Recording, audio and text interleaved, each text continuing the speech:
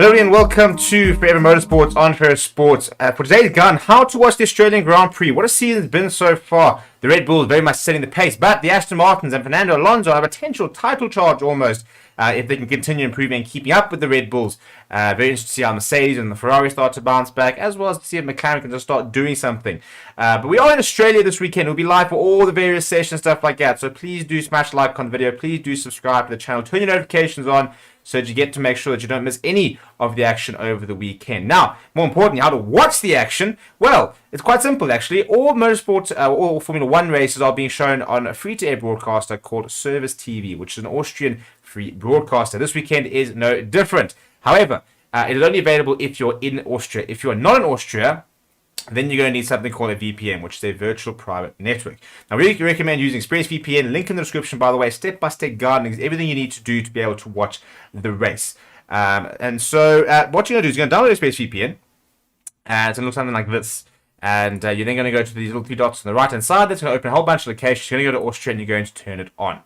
You're then going to go to a link in the description. And it's going to be a Service TV link. And you're going to go to this page over here. And over here is everything you need for the Formula 1 over the weekend. As you can see there, it's got the free practice 1, free practice 2, free practice 3, the qualifying, the race and stuff like that. And you just go to all the each individual page and stuff like that. And once when it gets to the time, all you're going to do is press play and you'll be able to watch all the action. It's really as simple as that. You don't need any credit card details or anything like that. You just got to sign in, add a couple of details, and you can watch all the action, all the free practice, all three free practices, the qualifying, as well as the race itself on Sunday on service.tv. It is that simple, so there's absolutely no excuse whatsoever to miss any of the actions. We will be live, so you can come and join us on the Watchalongs and kind of chat to us and give us your opinions on what you think is going on. So you know, make sure that you do come and show your support and come chat to us. But apart from that, please do smash like on the video. Please do subscribe to the channel as well. Thank you very much for watching. My name is Steven, and I'll chat to you soon.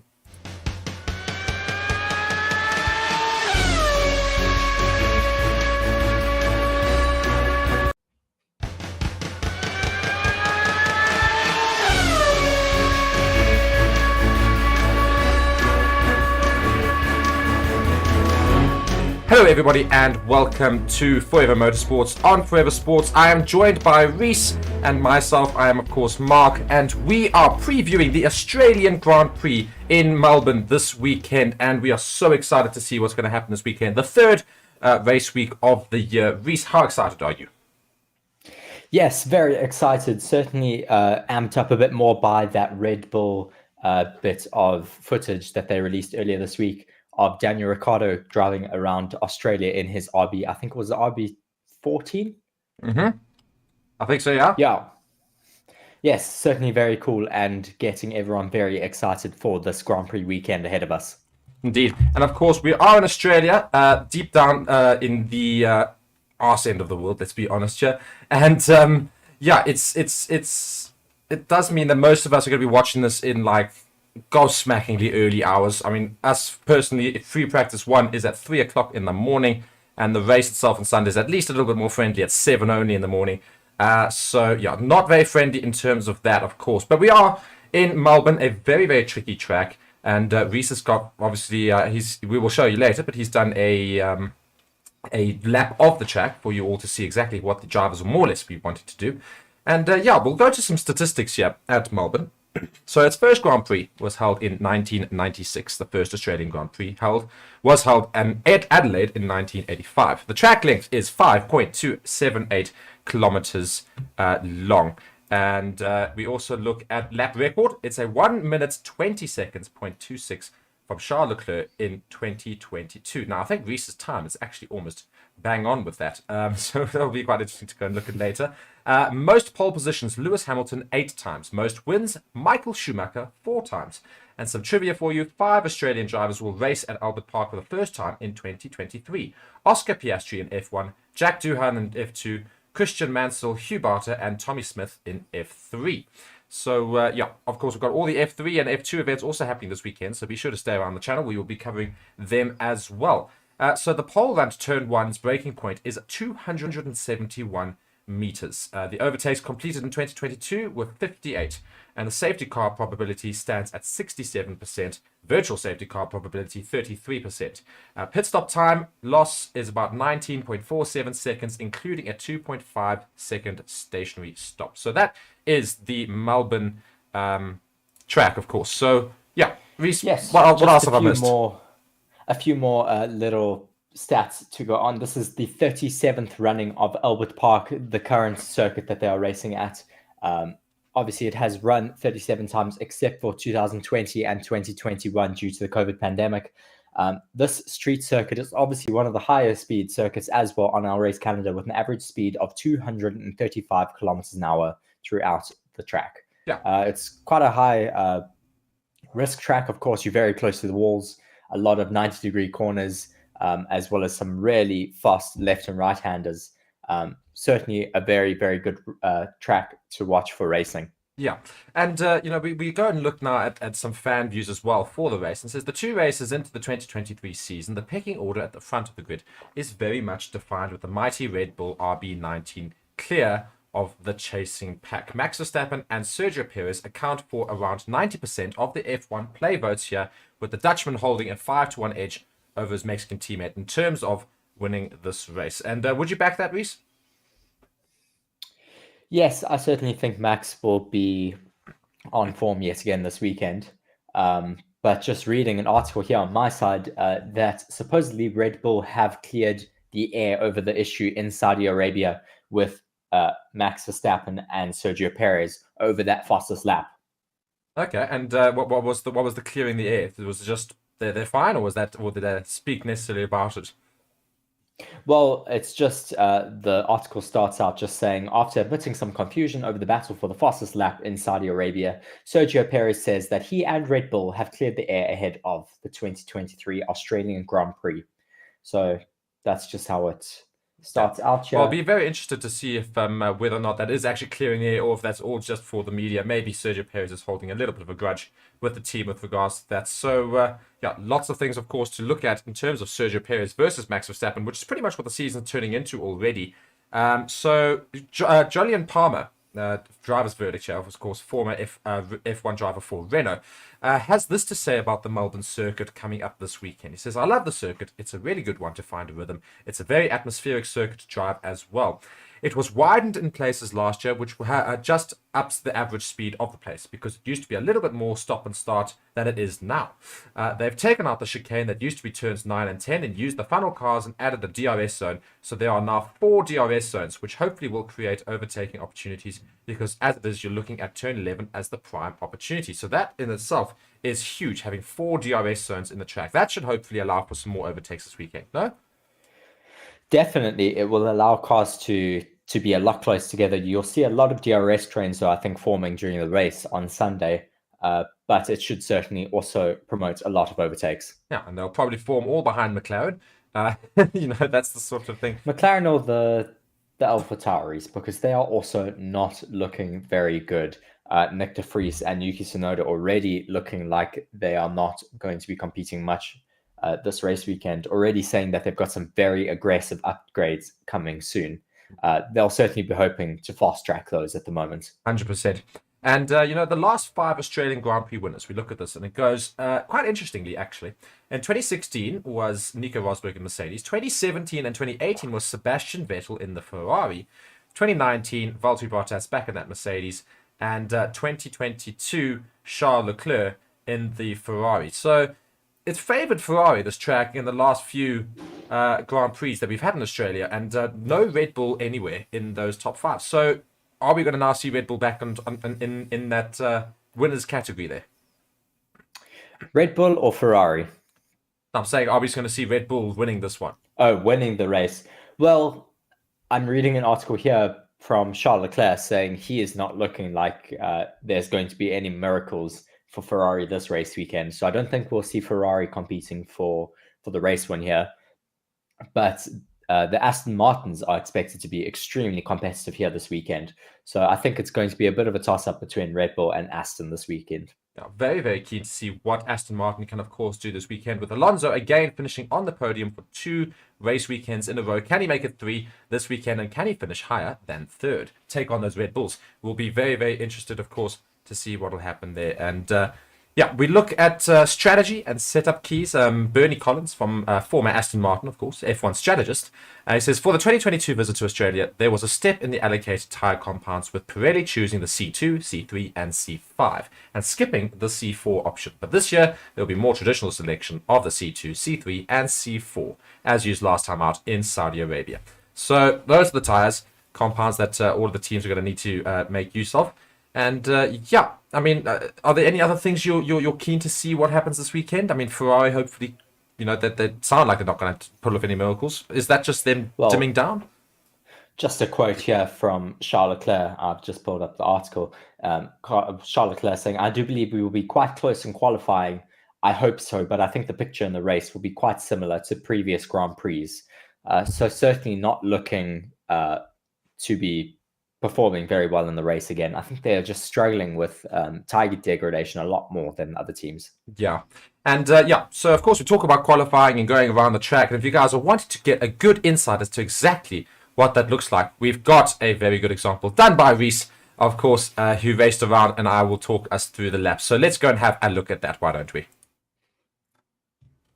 Hello everybody and welcome to Forever Motorsports. We are going to be doing a lap around, or rather Reese is going to be doing a lap around the Melbourne circuit. So basically the idea of this is to go and show you exactly how more or less the drivers will want to hit these apexes and hit all the corners, etc. So we're going to follow Reese around, and I'm hoping that Reese put me on mute so that he doesn't get put off by what I do and speak about. But yeah, we are going to follow Reese out, and we're going to see him put in a very nice lap time here. Now, I think what we are going to do is just have some lap data go around and some other details. So he's on the soft, and he's going to be riding out in this Red Bull and going to be doing a lap for all of us.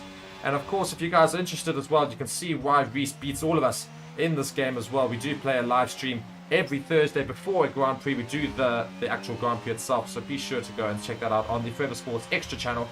But of course, Reese is pretty much the absolute best driver out of all of us. He plays with everything turned off, does all of the things manually, and is a very, very good driver. And that's why we're going to use him to see exactly how you should more or less go around Melbourne itself. Now, Melbourne's quite a tricky track, and it's going to be quite an interesting thing in terms of to see what Ferrari and Aston Martin or Mercedes can do in terms of trying to get back at Red Bull, given the type of track it is. Perhaps this might hopefully result in a slightly closer pack, essentially, and hopefully Red Bulls won't run away with it too much. So yeah, Reese is just going around, going into the last sector soon now, warming up those tires, and we will then start doing a lap around. As I said, we're on sector 3 currently, and then we will of course get into the lap itself. Just going to get the mini map up here so we can all see it as Reese is about to start coming around those final 2 bends, and you speed up to such a speed on the main straight, DRS wide open, and we start our, well, essentially the example run. Just go straight down the main straight, and then it comes to a very, very, very hard couple of corners here in the very opening things, and then immediately into a second DRS zone, which he then opens his back tails for. So we keep going through here on this long straight, and then it comes to a very hard braking zone, where it then comes to a couple of another short corners left, and then into right-hander. Now this picks up speed quite quickly, obviously going into the sector here as we approach yet another hard turn here. See here, and we have to turn around. Very well done. See how he gets quite close to the walls, and also just going onto those bollards quite a bit. So there's quite a lot of that sort of thing that you'll see, getting very close to these walls. Of course, it's a bit of a street circuit, Melbourne, and yeah, walls are very close, but this year they've of course also made them slightly wider. It's a long, long straight, but it's not a DRS straight, and then comes into these quick hairpins turns here, and then comes into the third DRS zone of the track here, which has got a little bit of turns on it, which is interesting for a DRS zone, and then comes to a hard braking zone to avoid the gravel over there. Coming into the final 3 turns now, it makes 1 turn here, and then a left-hander, a very hard left-hander, which you have to brake hard for, then comes out into the final turn, which will obviously come into the last DRS zone, and it will enter now. and then you will cross the line. Reese is going to do this in about a 120. Yeah, 120.4. So that's exactly what the sort of lap should look like in Melbourne. So that's what we're going to look forward to seeing if you follow everybody on the track in these practice sessions and in the qualifying and the race. That's the sort of more or less sort of the way you want to go around the track, and also gives you a good feel of what the track looks like. So thank you very much for watching, and going to go off back to whatever we are currently doing. So thank you for watching Forever Motorsports as well. Bye bye everybody. Hello everybody, and yeah, we've got that music just playing for seconds. Yeah, so that was of course the lap around Melbourne there, and Reese, of course, thank you very much for doing that lap. How did you think you did? Well, that was a little bit of a slow lap for me.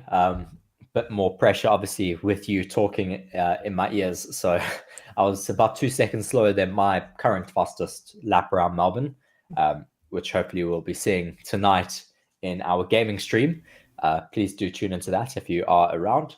Yes, indeed. But yes, I certainly think I should be able to go at least a bit faster than a 120. Perfect. Well, guys, thank you so much for watching this preview for the Australian Grand Prix in Melbourne. Lots to look forward to, of course, this race weekend.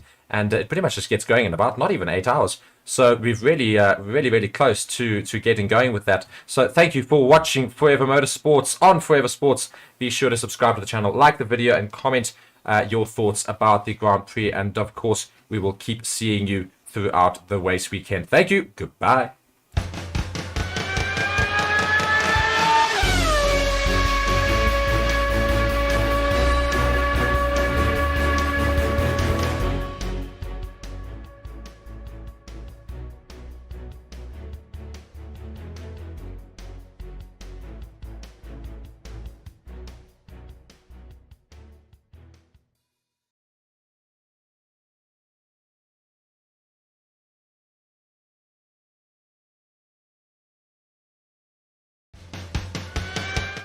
Hello and welcome to Forever Motorsports on Forever Sports. For today's gun, how to watch the Australian Grand Prix. What a season it's been so far. The Red Bull is very much setting the pace, but the Aston Martins and Fernando Alonso have a potential title charge almost if they can continue improving and keeping up with the Red Bulls. Very interesting to see how Mercedes and the Ferrari start to bounce back, as well as to see if McLaren can just start doing something. But we are in Australia this weekend. We'll be live for all the various sessions, stuff like that. So please do smash like on the video. Please do subscribe to the channel. Turn your notifications on, so that you get to make sure that you don't miss any of the action over the weekend. Now, more importantly, how to watch the action? Well, it's quite simple actually. All motorsport, all Formula 1 races are being shown on a free-to-air broadcaster called Service TV, which is an Austrian free broadcaster. This weekend is no different. However, it is only available if you're in Austria. If you're not in Austria, then you're going to need something called a VPN, which is a virtual private network. Now, we recommend using ExpressVPN. Link in the description, by the way. Step-by-step guidance, everything you need to do to be able to watch the race. And so what you're going to do is you're going to download ExpressVPN. And it's going to look something like this. And you're then going to go to these little 3 dots on the right-hand side. That's going to open a whole bunch of locations. You're going to go to Austria, and you're going to turn it on. You're then going to go to a link in the description, and it's going to be a Service TV link. And you're going to go to this page over here. And over here is everything you need for the Formula 1 over the weekend. As you can see there, it's got the free practice 1, free practice 2, free practice 3, the qualifying, the race and stuff like that. And you just go to all the each individual page and stuff like that. And once when it gets to the time, all you're going to do is press play, and you'll be able to watch all the action. It's really as simple as that. You don't need any credit card details or anything like that. You just got to sign in, add a couple of details, and you can watch all the action, all the free practice, all 3 free practices, the qualifying, as well as the race itself on Sunday on service.tv. It is that simple, so there's absolutely no excuse whatsoever to miss any of the actions. We will be live, so you can come and join us on the watchalongs and kind of chat to us and give us your opinions on what you think is going on. So you know, make sure that you do come and show your support and come chat to us. But apart from that, please do smash like on the video. Please do subscribe to the channel as well. Thank you very much for watching. My name is Steven, and I'll chat to you soon.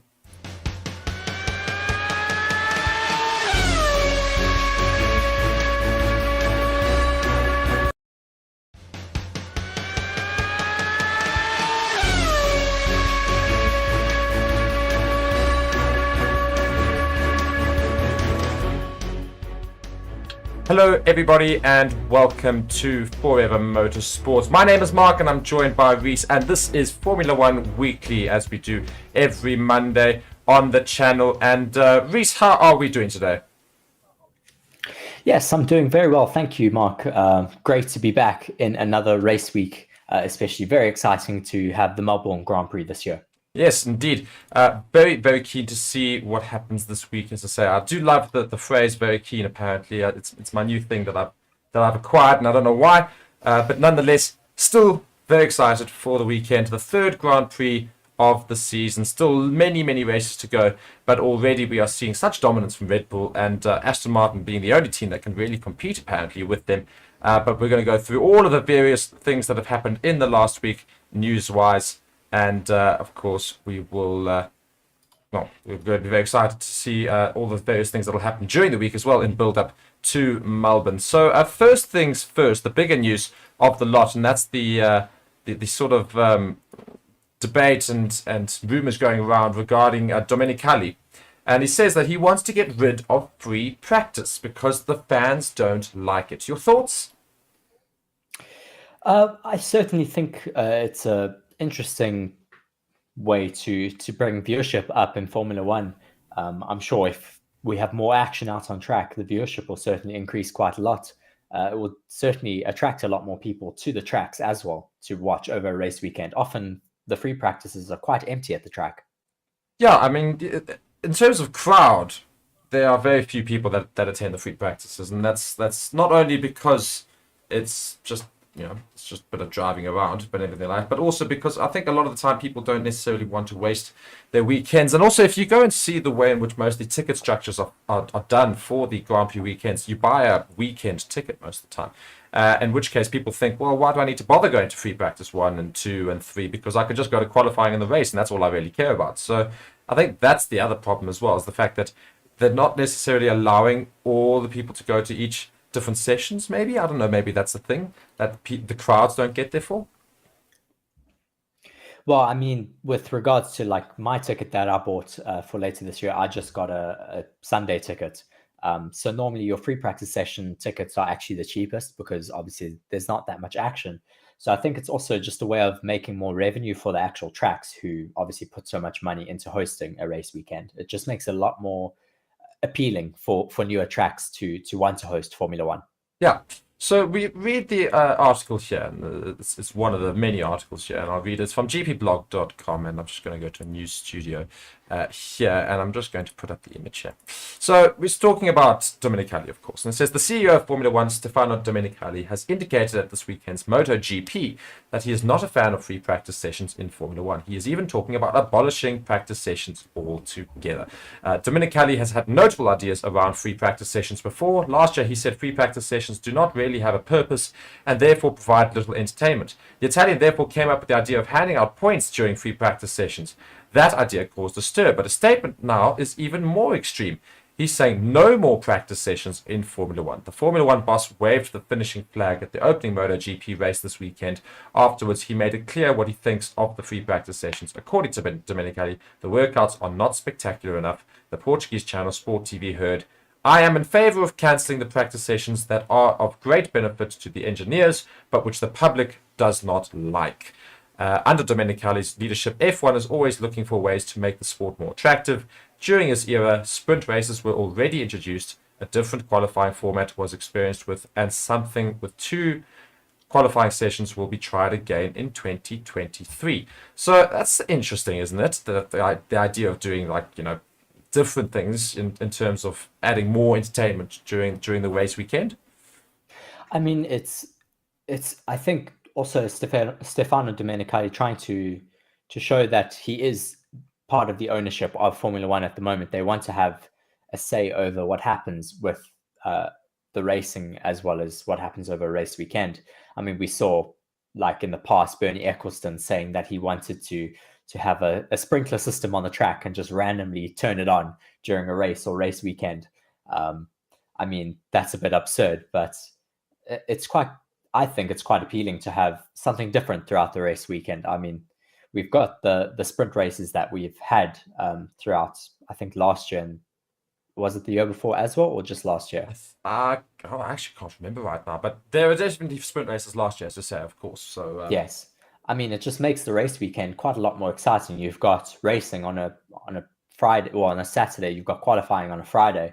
it's just more to watch throughout the weekend. So do you think maybe a possible way in which people could go about doing the whole Formula One weekend in terms of make it more exciting is that whole concept, and does talk about in the article, and it's talking about the concept of trying 2 qualifying sessions again, because it was a concept that was tried, but years ago. But do you think it's something they could try and do again? So instead of having, so you can have weekends where you've got a qualifying on the Friday, you've got the sprint race on the Saturday, and you've got the main race on the Sunday. And then the other weekends when you don't have the sprint races, you have a qualifying session on Friday and you have a qualifying session on the Saturday. And how those qualifying sessions work is, for me, what would be ways in which you can make those 2 qualifying sessions work to sort of make it interesting, and how would they lead into each other? It sort of would add more interest, I suppose, but how would they do it? Well, certainly it could work. I mean, you could maybe make one of the sessions for points, for maybe fastest lap or top 3, and then you could make the second session, qualifying session, the session for the race. Obviously, whatever finishing order that has is the finishing order for the start of the race. Yeah, and we talk about points, and I think that's the big thing, is the fact that in order for these teams to actually take a session seriously, there needs to be something on the line for them. So the problem is with those practice sessions, there's nothing to gain or to lose other than, as the engineers part of it, for getting understanding with the track, and of course for the drivers to get around the track. Of course, the drivers will need a practice session to drive around. There's no doubt about that. They need at least one every weekend just to go around and just get a feel for the track. But there are certain expectations with regards to the audience, that they want to see something interesting. And to be fair, free practice isn't all that interesting. So if you had a qualifying session that was for points, as you say, that would certainly then make all those teams wary of the fact that they need to get their cars out there and get as many points available. Problem is, if you add too many ways of getting points, you're going to start seeing teams maybe favoring certain aspects of the racing weekend rather than the main race. Well, obviously, you always have to make the race count for the most amounts of points. I think it always will.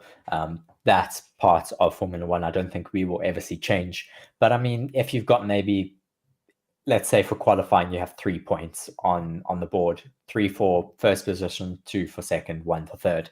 I mean, it could possibly in the end make a play for the championship, which could obviously get the teams to take it quite seriously on maybe a Friday or a Saturday.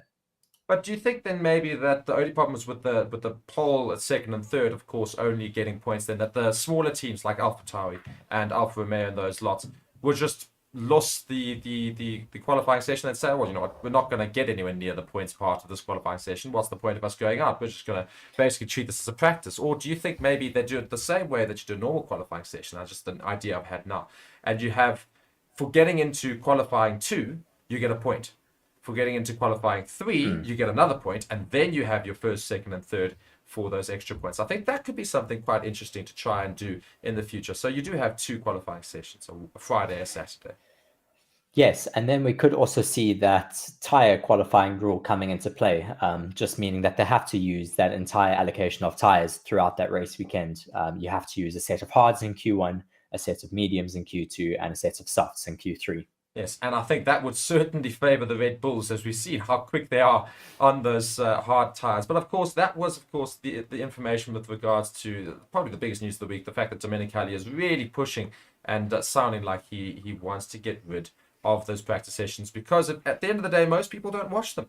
And he's not wrong. The die-hard Formula One fans do. They go and they want to watch it, see what happens. But the majority of the casual people, they don't care, because they know, oh, well, they'll just look at some stats later in terms of who came where in the practice session. That will be more or less an indicator of what happens in qualifying. They actually only tune in for qualifying and the race. So, I'm not actually all that opposed to the idea of abolishing practice sessions, provided they do put something else in their place, so we do still have a full race weekend. I think the concept of practice on Friday and then qualifying for points on the Friday, and then a Saturday practice again in the morning, and then qualifying in the evening or afternoon or whatever it is, and for the race, and then you have your race, of course, on the Sunday. I think that could be something interesting, and then of course you have your sprint weekends. I mean, you could always have something very different. You could have Friday morning, you could have a qualifying session. Then Friday afternoon, you have sprint race 1. Then Saturday, you have a reverse grid sprint race. And then Sunday, obviously, your traditional race. a reverse grid race would be epic. They do it in Formula 2, Yes, I know. which is That's what Formula I'm 2 just or Formula thinking 3. now. It's so exciting to watch. For Formula One, that would be absolutely brilliant to have. Imagine having the likes of Magnussen and Tsunoda starting on the front of the grid and having to fend off from the likes of Charles Leclerc, Max Verstappen, and Lewis Hamilton. I think it's a great idea. And Max Verstappen having to go through the whole pack. It would be something I mean, so he fun. does it quite often, so I mean, he's got quite a lot of experience in it. Yes, and I But think it would be quite exciting to see like the likes of Charles Leclerc, Carlos Sainz, Sergio Perez also having to fight through the pack and seeing how they fare as well. But the only problem is, of course, adding more and more sprint races and those sort of likes that you do risk the idea of crashes over the weekend. It will just increase costs for all of those teams. The more sprint races they have. However, sprint races are very exciting, and it's a really great addition to Formula One. And I think it's something we're going to see a lot more of. So I think they'll have to allocate the budgets accordingly, and maybe you'll see two versions of the same car being made for either team, so that. For each driver, so that they've got a replacement car should something go wrong on the same weekend multiple times. These are things we can talk about. You never know if they are able to bring the cost down of creating these cars. Then of course they can look at things like having a reserve car or a backup car. It was a thing in the past, of course, when budget wasn't a thing. But yes, there's certainly a lot of possibilities for the future of Formula One. Yes, and of course, that's something we can debate and we can talk about going into seasons further. And I'm really looking forward to hopefully the idea of changing up these race weekends just a little bit, just to see what we can do to get even more fans watching, which is of course what we want to do. We move on to our next topic, that of Max Verstappen. And I don't know if you've seen this, Reese, but it was quite interesting. I had a good laugh at this with regards to him starting a clothing brand. And Verstappen was trying to start a clothing brand, and Nike have come forward and blocked him from doing it. And I read an article. Max One, isn't it? Yes, it's the Max One, the Max One clothing brand. And I read this article here, and it says Max Verstappen's hopes of launching Max One have taken a hit after a sportswear giant stepped in to block it. Formula One world champion Max Verstappen's hopes of launching his own clothing brand have taken a hit after sportswear giant Nike raised trademark infringement concerns. The two-time champion had hoped to reach launch Max One to sell apparel, but Nike lodged a complaint with the Benelux Office for the Intellectual Property based in the Netherlands, issuing a report. The basis for Nike's concerns around the trademark infringement stems from the similarity in name between Verstappen's Max One and the company's Air Max shoes. And I think that's quite rich, if I'm honest, from Nike. It's just a way of basically saying, we don't want people to go and buy some more sports clothing, don't you think? Well, yes, unfortunately, it is quite disappointing. But of course, Nike are such a big brand, and they obviously have Nike Air Max One shoes as well. They quite literally have, I'm looking at it now, they have a shoe called Max Air One. So they probably own that trademark across everything, unfortunately. So it's difficult. But I mean, Max could always use Max 33 as a brand name. I think that, do you not think, though, that the problem that they've got is not so much the one part of it, but the Max? Possibly, but I think when your name is Max, you kind of are allowed to use your own name. But this is the issue I have with Nike here, is the fact that the only claim they've got is the fact that the Max is in the same name. It's Max Air and Max One. Now you can't. I'm sorry. There are certain things that you can't. If it was the exact same name, sure, but it's not. It's the same concept as you've got all these companies that do have very similar names, and they do have other things in their name that everybody else has. You can't just claim ownership of a singular word. There's no way you can do that unless you've created the word. Yes. Well, we'll have to see if Max Verstappen and his legal team obviously go up against Nike. Obviously, it's going to cost them a lot in lawyers' fees and obviously going to court and all of that. It's going to take some time if he wants to get that up and running. And we read further in the article, and it does have the Verstappen versus Nike case. And it says, in December 2021, shortly before he claimed his first world title, the Verstappen camp lodged a trademark application with the BOIP for Max One. However, in February 2022, Nike lodged their trademark infringement case, believing confusion could arise in the general public between Max One and their own Air Max, given both would be competitors in the clothing sector. In February 2023, the BOIP ruled in favor of Nike, agreeing with their case that Max One infringed on the trademark of Air Max, owing to their similar names. However, for Verstappen and Max 1, the brand name has been approved by the BOIP for classes 35 and 41. I don't know what that is. There you go. These are advertising, business management, business administration, administrative services, and education, training, entertainment, sporting, and cultural activities, respectively. As Nike was successful... But not making clothes. Basically. As Nike was successful in their case, the Verstappen camp are also liable for €1,045 in the US company's legal fees. Really not the biggest... not that much, no. It's really not that high a piece of thing. So, disappointment, I suppose, for Max, because he obviously clearly started this very early. I mean, December 2021, that's more than a year and a bit ago. So, disappointment that basically this entire concept of his clothing brand is going to come up short because of Nike. So, sorry, Max. Yes, we seem to have lost Mark there, unfortunately, but I'm sure we will get him back very soon. Upsetting. Oh, sorry, I think we've lost Reece temporarily. His sound but yes, also stopping. Just looking at some articles here, Mercedes just saying how they have been opening up on the troublesome W14. There's a lot of rumors going around about a W14B spec coming into play very soon.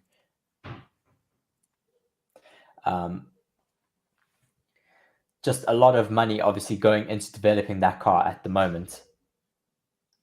Mercedes technical director Mike Elliott saying, sharing some details about the car.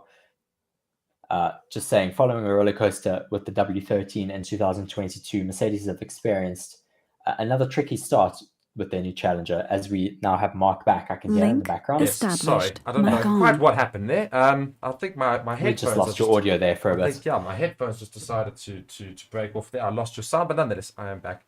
And sorry, you were just saying... Yes, we were just talking a bit about Mercedes with their W14 and their woes. Just saying, following a roller coaster start with of the season in 2022, Mercedes have experienced another tricky start this year with their challenger in Bahrain and Saudi Arabia. Just looking at some quotes from their technical director saying, we are looking at in the simulation, targeting the right things and pushing the aerodynamics in the right direction, looking at the mechanical setup of the car, asking are there things that are missing and what else they can do to make the car add better performance.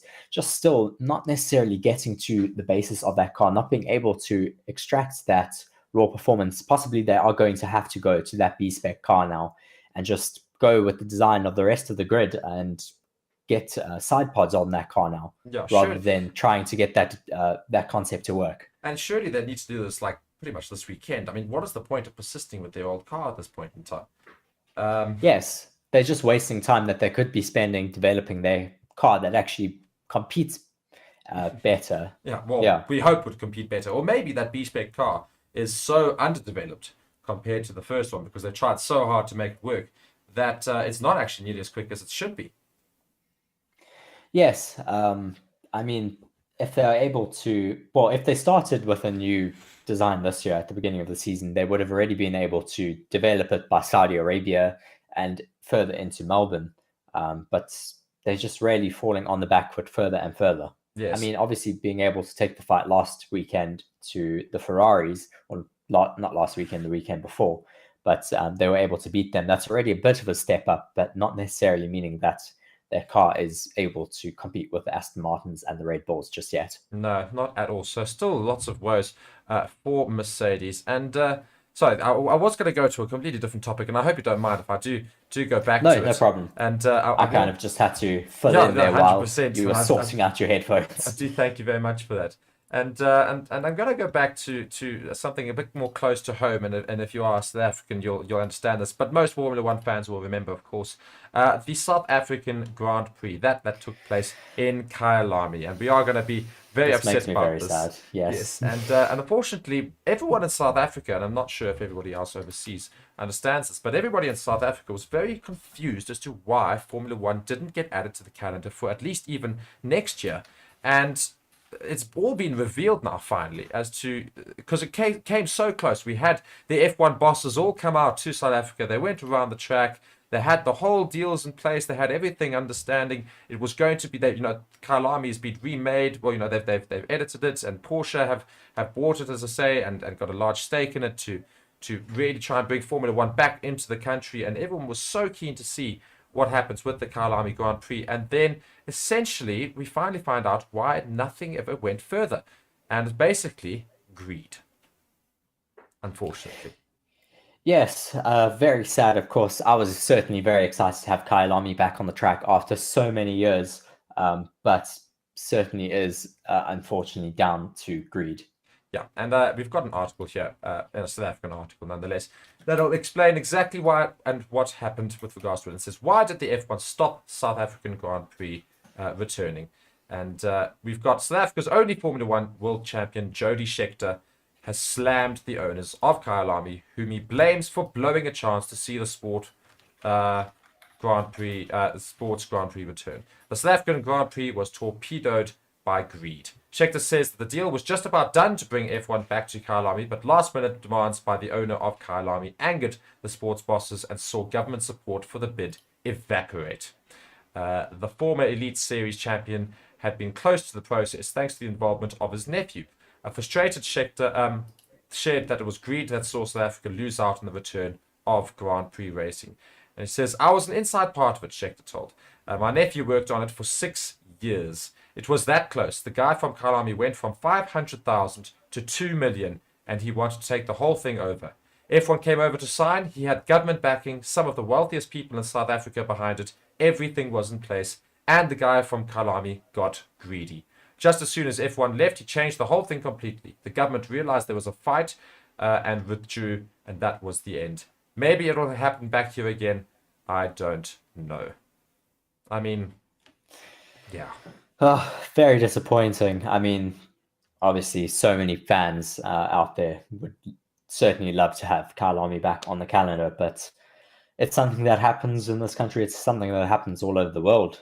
But yeah, really sad not to have Kyalami on the calendar once again. Yeah, and going further on that, and it's really quite upsetting. And Scheckter goes on to say that his nephew Warren was left with nothing to show for his efforts. And he said, my nephew had been working on it for 6 years, nearly full time, explained Scheckter. Because going through the government and getting their support and for them all to agree to put some budgeted in and then to secure the money, it was a massive amount of effort. All of a sudden, it was over and he was left with nothing. So, yeah, really, really disappointing. Yeah, no, I don't think you can really try and pull a fast one on the Formula One bosses. I think they know a bit better than that. They're not going to play games, really. They're just going to leave if you try and mess them around. And at the end of the day, it wasn't actually the Formula One bosses who necessarily stopped the whole process, but it was, I mean, don't get me wrong, they were certainly going back to Kyalami there and saying, well, we need to find out what's happened, why we're doing this. And the problem is they were going ongoing, and a lot of this relied on support and backing financially and, of course, legally to get the Grand Prix here, and a lot of that coming with the government. And most of it seems to have all fizzled out because the South African government realized that it was not all 100% transparent, which is ironic, and they decided to pull out. So that's one of the main reasons the government backing is no longer there.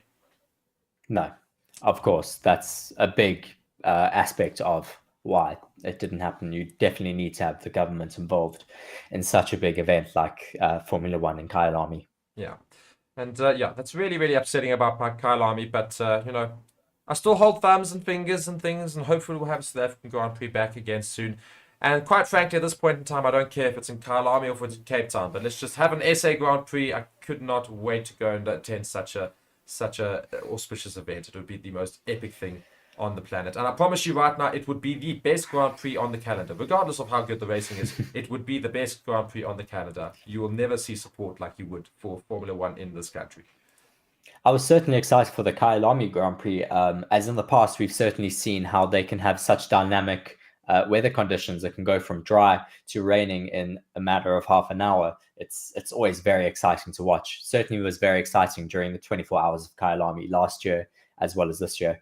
And that's why I think, actually, funny enough, if we did move away from Kyalami all the way down to Cape Town, that would make it even more of a thing, because Cape Town's weather just changes 6 times a day, and that would make it absolutely. I think the cars would battle a bit in Cape Town with the wind, but it would be very interesting to see. They obviously race in other see, well, close to other shores, like in Saudi Arabia and Azerbaijan. And of course, we've had the E-Prix now in Cape Town, so clearly it's not too bad. It's of course just making sure that we're not around the middle of the year where we start to get that Cape Doctor wind and the whole. There's really, really bad winds in Cape Town, but they should schedule it appropriately. But I think that's the next step South Africa needs to take to try and get a Grand Prix back here. If Formula One's Kyalami guy is going to be completely useless, let's send it down to Cape Town. Let's have it down there. Yes, it would certainly be nice to at least have a South African Grand Prix on the calendar. Yeah, and going to a last little thing, and it's not all that much news because let's be honest, we all sort of knew it, but it is a recent article that we will go through, and it's literally posted today from the official F1 site, and it goes and says Christian Horner has ruled out making a bold move to sign Lewis Hamilton with the Red Bull team boss, stating that he can't see where he would be able to accommodate the 7th-time world champion. Quite a bit of a bold statement, actually, at the same time, though. Basically saying, I don't see a space for him in our team, meaning that he doesn't think he's going to be a better driver than the 2 he's got. 7-time world champion. Well, I think Lewis is quite a big personality. I mean, Red Bull have built their entire team around Max at the moment. We've certainly seen that in the team dynamics. I don't think Lewis Hamilton would fit into their working environment being so built around Max at the moment. No. And being such heavy competitors, but nonetheless, it's almost like he took a dig. He decided to take a dig because we know what we mean. We know he means well in terms of, I'm saying this, basically saying yes, there's no real space for this team because there's no ways that Max and him would get along, and also like he would be second fiddle and that wouldn't suit Lewis, etc. But it's almost like he's taken a little bit of a dig and said, we've actually got a better couple of drivers, maybe, our team doesn't have space for him, basically saying, the team is very much good enough, we don't need Lewis Hamilton at all. And, if I just go and read on in the article, it goes and says, asked in an appearance on Sky News about Mercedes boss Toto Wolff, saying he would have no grudge if Hamilton looked elsewhere should they be unable to provide him with a competitive car in the next couple of years. Horner gave a very clear response. And he said, look, I think what Lewis has achieved in Formula One is second to none. But we're very happy with the drivers that we have. We're committed as a pair for not only this season, but the next season as well, said Horner. I can't see where we would be able to accommodate Lewis, but I'm sure they are, that's being Mercedes, are going to sort their issues out, and we're certainly not biting him off just yet. As Horner touched on, Mercedes are going through a car concept change in a bid to get back to winning ways, with Wolff joking that Red Bull can put a little sticker on the revised W14 if it ends up resembling their design. So clearly Toto Wolff also basically saying that he's not actually going to have too much shame if they're going basically copy Red Bull's design to go and get back to competitive means. So interesting that as well, of course. Horner basically saying whatever it means that we need to do to get ourselves back into winning ways, we will do. And if that means copying Red Bull, so be it. Well, I certainly think they need to do whatever they can right now to get in the mix for the front. Ferrari seems to be dropping the ball a little bit. So it looks like it's all to play for if you can match the Red Bulls right now. And you touched on Ferrari then. I just pretty much want to end off the stream with regards to Ferrari is the fact that we're going into third weekend, or third racing weekend of the season, of course. And Ferrari were dubbed to be like the ones challenging Red Bull before the season started. There was a lot of talk about Aston Martin, don't get me wrong. But Ferrari were like, they said, we're going to fix Ferrari's problem. We've got new boss here. The strategy is going to change. We're going to fix all the reliability. Whereas Ferrari are going to challenge Red Bull this season. And then the first 2 weekends have happened. Yes. Are we surprised though? Yeah, that's the problem. I think we've got so used to it. I don't think you can ever really. Yes, Ferrari are always such a big talk. I mean, I'm a big Ferrari fan, of course. I'd love to see them doing well and competing and, well, challenging for the front right now. But I don't seem to see what the issue is with their car. They were so competitive last year. They haven't really made any gains over the winter. No, and I mean, especially these early races, that was when everybody was still hyping up Ferrari, saying, oh, Ferrari really got a really good car here. And it just doesn't seem to be working as well this season. I don't know what it is. But they certainly really need to sort out their woes this weekend, because if they don't, rock up this weekend, that's pretty much their season already. Not quite done, but certainly going to be put themselves so far back on the foot that they've got so much work to do. And all to race for, of course, in Melbourne this weekend. And I think it's the last weekend we can see whether or not teams are going to finally fix their issues. And then after that, you're going to see a more planed idea in terms of where we're going to expect to find people. Aston Martin had a couple of issues last weekend with regards to Lance Stroll, not able to finish that race. And Ferrari, of course, having woes in Saudi Arabia, not finishing high up. And in Bahrain, Charles Leclerc didn't finish. Mercedes had a shocking first race. Not a great, but all right race in the second one. Red Bull, the only ones who have been quite competitive right at the top there. And Alonso, only one really trying to compete as well. So lots of work for all the teams to do. But I think this is the last weekend we can basically see what's going to happen. Yes, I certainly think Melbourne is a bit of an indicator track. I mean, it's a bit more technical than Bahrain as well as Saudi Arabia. It's not as high speed, intense. You've got obviously some long straights, but they're shorter, broken up by chicanes, so that you actually have to be able to have a bit more downforce on that car. We'll certainly see if some of those other teams are able to be a bit more competitive in those tighter corners on a track that's not so dependent on top speed. Yeah, and of course, Melbourne has got those very fast chicanes that you come from those straights where you've got to really hit on the brakes, but you don't come down to a dead stop. You just do have to have some seriously good downforce to get around as quickly as possible, because they are able to be hit at relatively high speeds. But yeah, it's a very good track to see where these cars are at, and I think we'll get a good understanding of what the advantages are of each constructor. Yes, for sure. I mean, the true test is those 90-degree corners. I mean, turn 1, turn, I think, 11 or so, and those final corners as well. Yes, it's certainly very technical over there. So you need to have that downforce to be able to control the car in those sectors and keep it very nice and tidy and, get the speed up, really, though. Yeah, indeed. And that is, of course, the news from the week on Formula One Weekly on Forever Motorsports. On Forever Sports, so many different things we've got to go and speak about. And of course, it's all in anticipation of this weekend's Grand Prix in Australia, Melbourne, Australia. It's going to be very, very early to start. But nonetheless, me and Reese and the team will be covering the weekend as best we can. We will include, of course, the Formula 2 and Formula 3 action as well. So be sure to subscribe to the channel, like the videos. And Reese, thank you very much for being here this evening. Thank you for having me. And thank you guys all for watching so much. Again, be sure to like and subscribe. It's been Mark. It's been Reese. Thank you so much for watching. And bye-bye.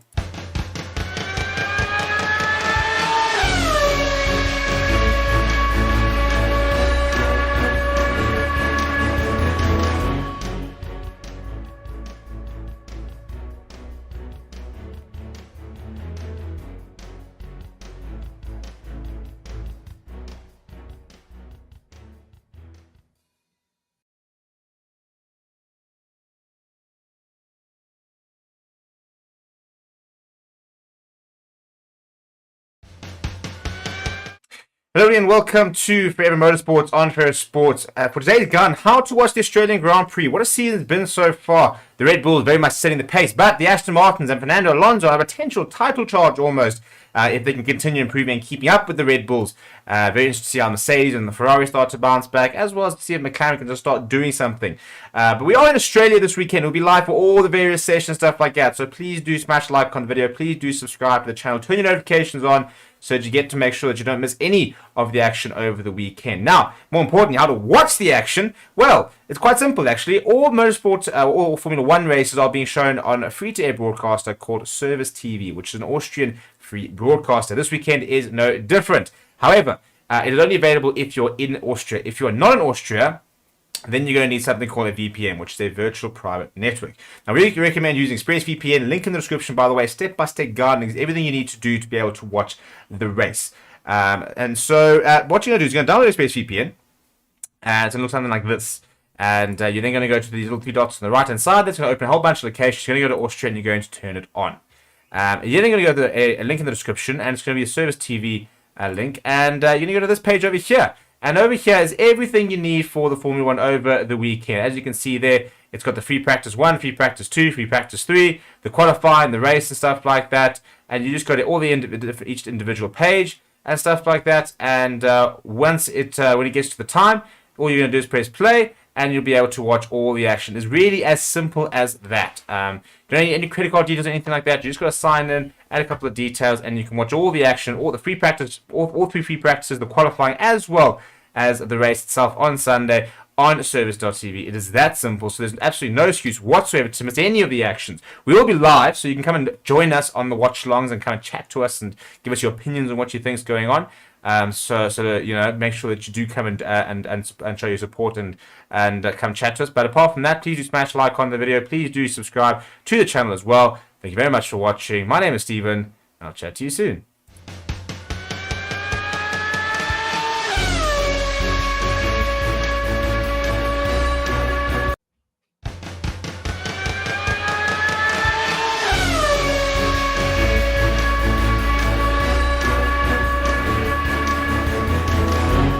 Hello everybody and welcome to Forever Motorsports on Forever Sports. I am joined by Reese and myself. I am of course Mark, and we are previewing the Australian Grand Prix in Melbourne this weekend, and we are so excited to see what's going to happen this weekend. The third race week of the year. Reese, how excited are you? Yes, very excited. Certainly amped up a bit more by that Red Bull bit of footage that they released earlier this week of Daniel Ricciardo driving around Australia in his RB, I think it was the RB14? I think so, yeah. Yeah. Yes, certainly very cool, and getting everyone very excited for this Grand Prix weekend ahead of us. Indeed. And of course, we are in Australia, deep down in the arse end of the world, let's be honest here. And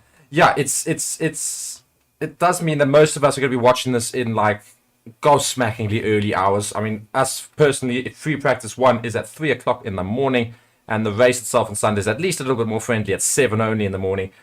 So yeah, not very friendly in terms of that, of course. But we are in Melbourne, a very, very tricky track, and Reese has got, obviously, we will show you later, but he's done a lap of the track for you all to see exactly what the drivers more or less we wanted to do. And we'll go to some statistics here at Melbourne.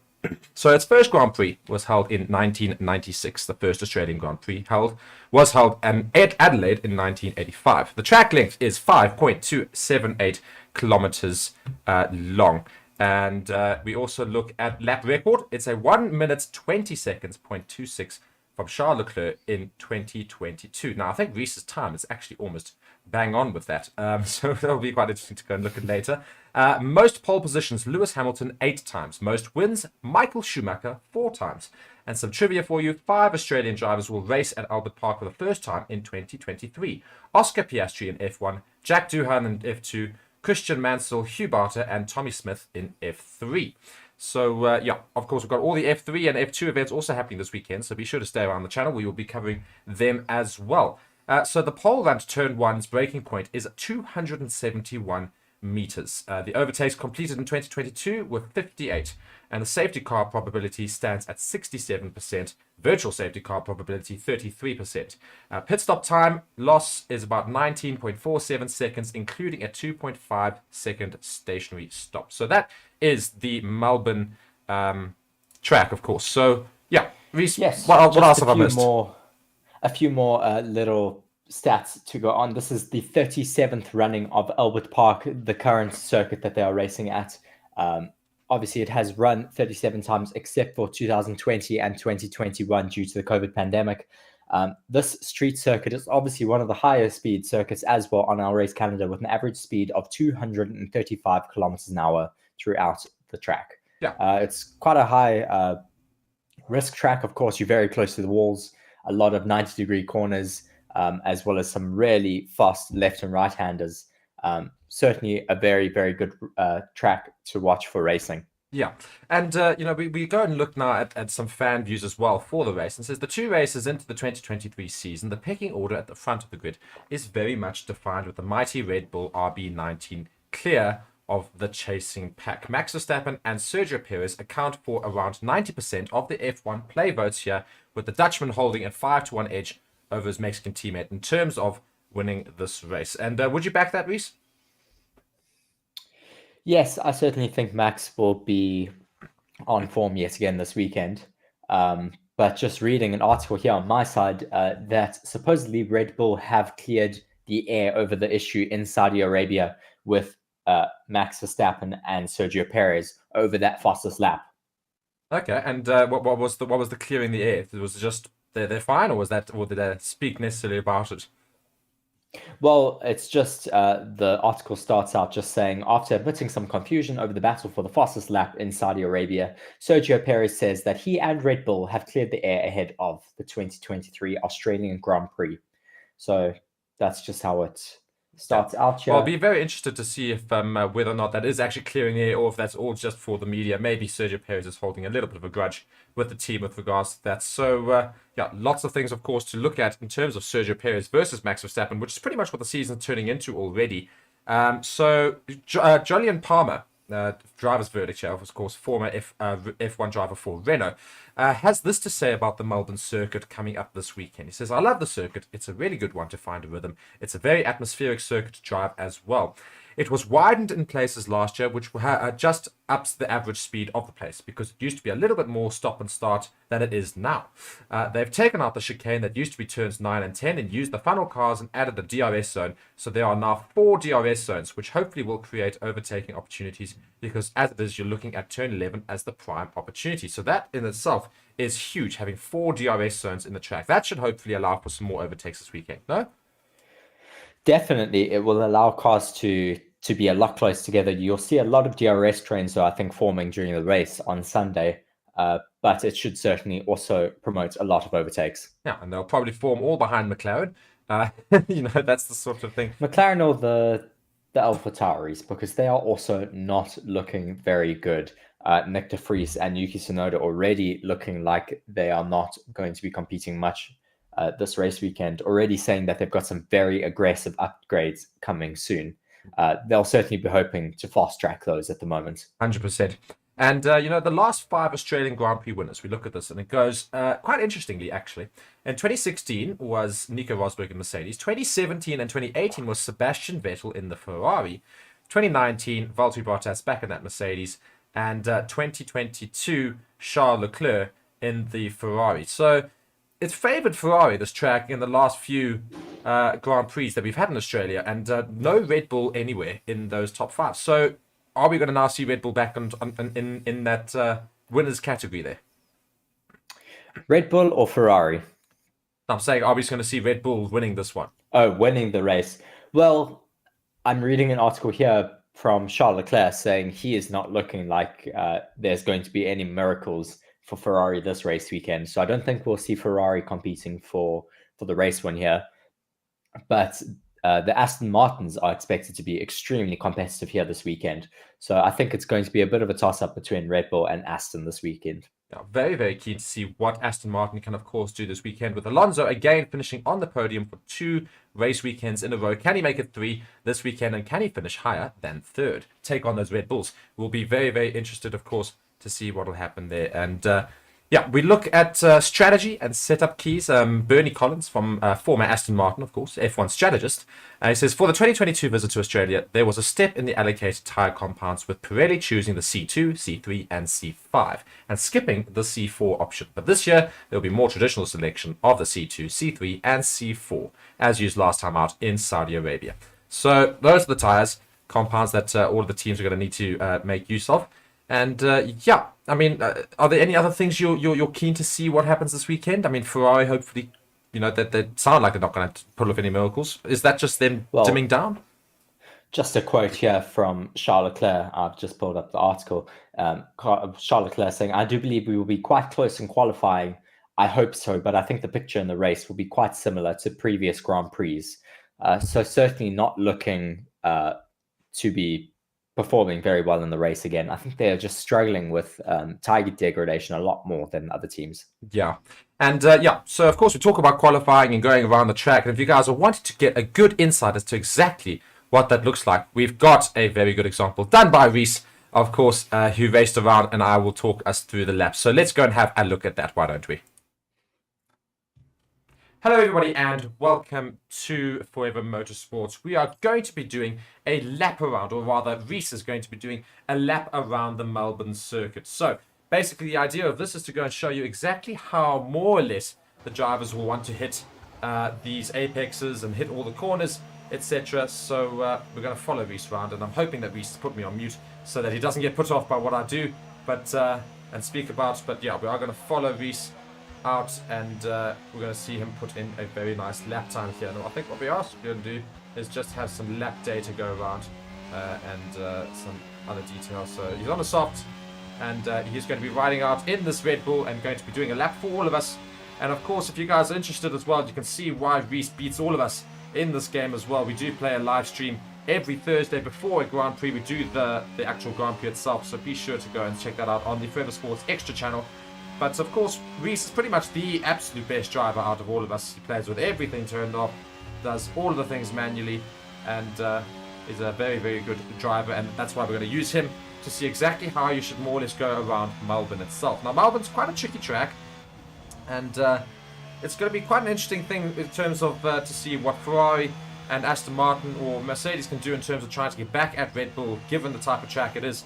Perhaps this might hopefully result in a slightly closer pack, essentially, and hopefully Red Bulls won't run away with it too much. So yeah, Reese is just going around, going into the last sector soon now, warming up those tires, and we will then start doing a lap around. As I said, we're on sector 3 currently, and then we will of course get into the lap itself. I'm just going to get the mini map up here so we can all see it as Reese is about to start coming around those final 2 bends, and you speed up to such a speed on the main straight, DRS wide open, and we start our, well, essentially the example run.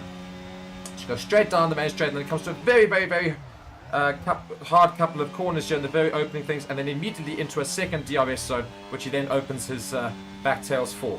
So we keep going through here on this long straight, and then it comes to a very hard braking zone, where it then comes to a couple of another short corners left, and then into right-hander. Now this picks up speed quite quickly, obviously going into the sector here as we approach yet another hard turn here. See here, and we have to turn around. Very well done. See how he gets quite close to the walls, and also just going onto those bollards quite a bit. So there's quite a lot of that sort of thing that you'll see, getting very close to these walls. Of course, it's a bit of a street circuit, Melbourne, and yeah, walls are very close, but this year they've of course also made them slightly wider. It's a long straight, but it's not a DRS straight, and then comes into these quick hairpins turns here, and then comes into the third DRS zone of the track here, which has got a little bit of turns on it, which is interesting for a DRS zone, and then comes to a hard braking zone to avoid the gravel over there. Coming into the final 3 turns now, it makes 1 turn here, then a left-hander, a very hard left-hander, which you have to brake hard for, then comes out into the final turn, which will obviously come into the last DRS zone, and will enter now, and then you will cross the line. Reese is going to do this in about a 120, yeah, 120.4. So that's exactly what the sort of lap should look like in Melbourne. So that's what we're going to look forward to seeing if you follow everybody on the track in these practice sessions and in the qualifying and the race. That's the sort of more or less sort of the way you want to go around the track, and also gives you a good feel of what the track looks like. So thank you very much for watching, and going to go off back to whatever we are currently doing. So thank you for watching Forever Motorsports as well. Bye bye everybody. Hello everybody, and yeah, we've got that music. Just playing 2 seconds. Yeah, so that was of course the lap around Melbourne there, and Reese, of course, thank you very much for doing that lap. How did you think you did? Well, that was a little bit of a slow lap for me. Bit more pressure, obviously, with you talking in my ears. So I was about 2 seconds slower than my current fastest lap around Melbourne, which hopefully we'll be seeing tonight in our gaming stream. Please do tune into that if you are around. Yes, indeed. But yes, I certainly think I should be able to go at least a bit faster than a 120. Perfect. Well, guys, thank you so much for watching this preview for the Australian Grand Prix in Melbourne. Lots to look forward to, of course, this race weekend. And it pretty much just gets going in about not even 8 hours. So we've really close to getting going with that. So thank you for watching Forever Motorsports on Forever Sports. Be sure to subscribe to the channel, like the video, and comment your thoughts about the Grand Prix. And of course, we will keep seeing you throughout the race weekend. Thank you. Goodbye.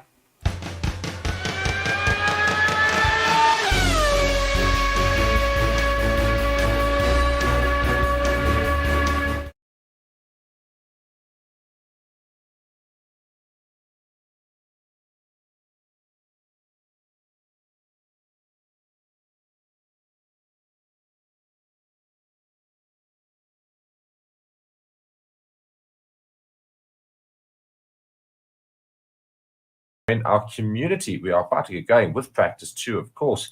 After practice 1 earlier, very scrappy practice 1 earlier. Had 2 red flags, a few yellow flags, quite a few issues. Almost every car went off at a certain section at some point in time. Yeah, wasn't the best practice session in terms of clean driving, but I suppose the good thing is with that is that it means that people are struggling ever so much with this track or just needing to get used to it. It means that there could be mistakes on Sunday, which could result in some more interesting racing, of course, with some safety cars or otherwise. So not that we want anybody to not finish the race, but having safety cars in a race certainly makes it a bit more interesting. And practice 2 is just about to start now. Looking at Lewis Hamilton here, who did very well in practice 1, managed to put himself up into second in terms of fastest lap. So that was interesting.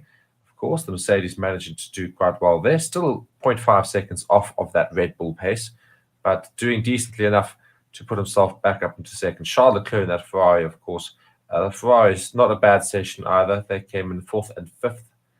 They're looking to hopefully improve on that. Alonso came in, the Ferraris came in 5th and 6th. Alonso came in 4th, and Perez was in 3rd.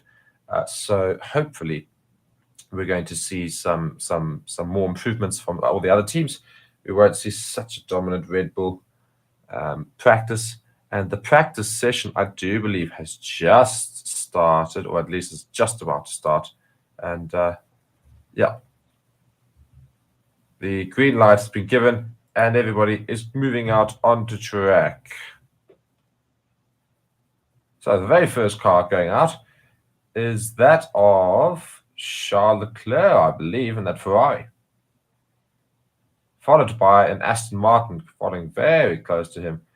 Followed by Alfa Romeos, and then more Aston, another Aston, then some passes. Looking at replay here of Lando Norris, just had a big spin out there as he exited the pits there. Big spin out. So that could have been a bit interesting.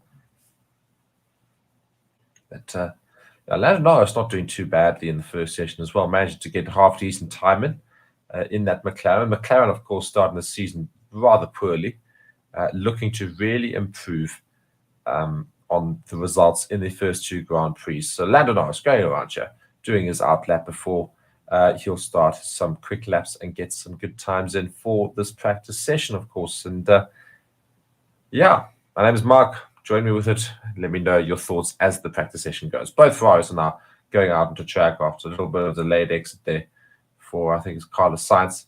And Max Verstappen now entering the track. Get a little bit of a gap built nicely there for him so that he can go and do things. He's going out in a set of medium tires.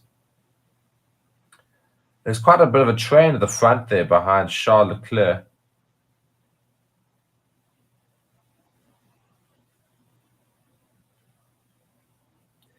That's Carlos Sainz, in fact, actually, that's starting the whole thing. I can't think of Charles Leclerc.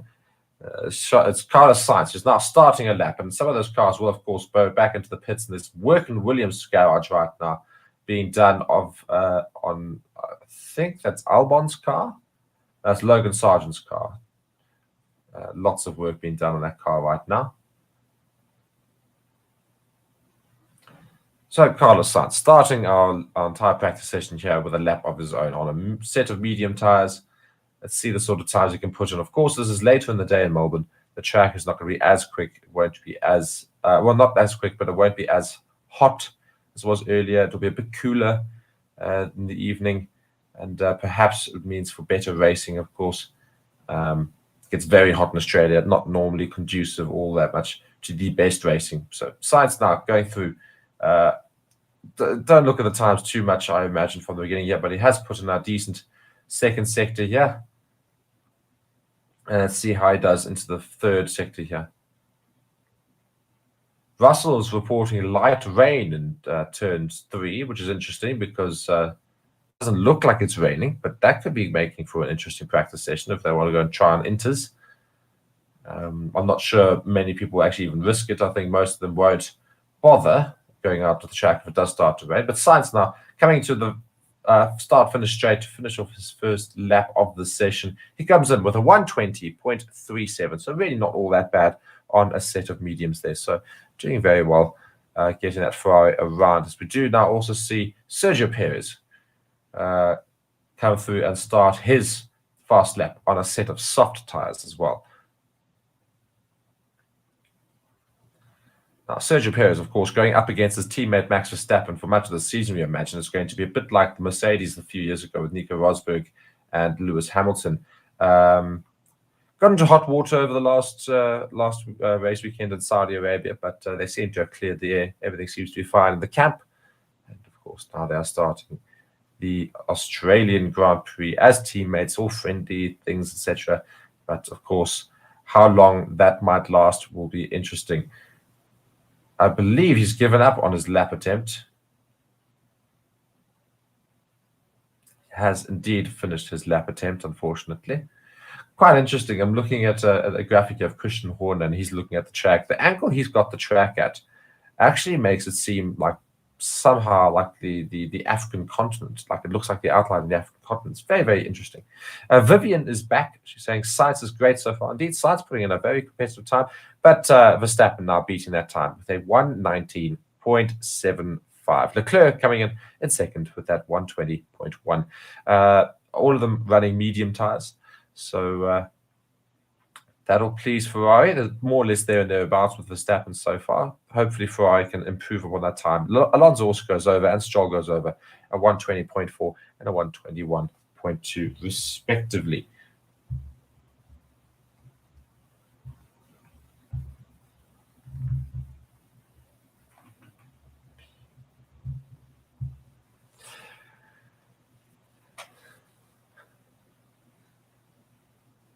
Shivani, they're saying facts. Max obviously on the top. Indeed, Max Verstappen right on top at the moment, the quickest time. Ocon going around quite quickly in a 5th place there. The Alpines not slow. Hamilton coming in 6th now with a 1:21.07.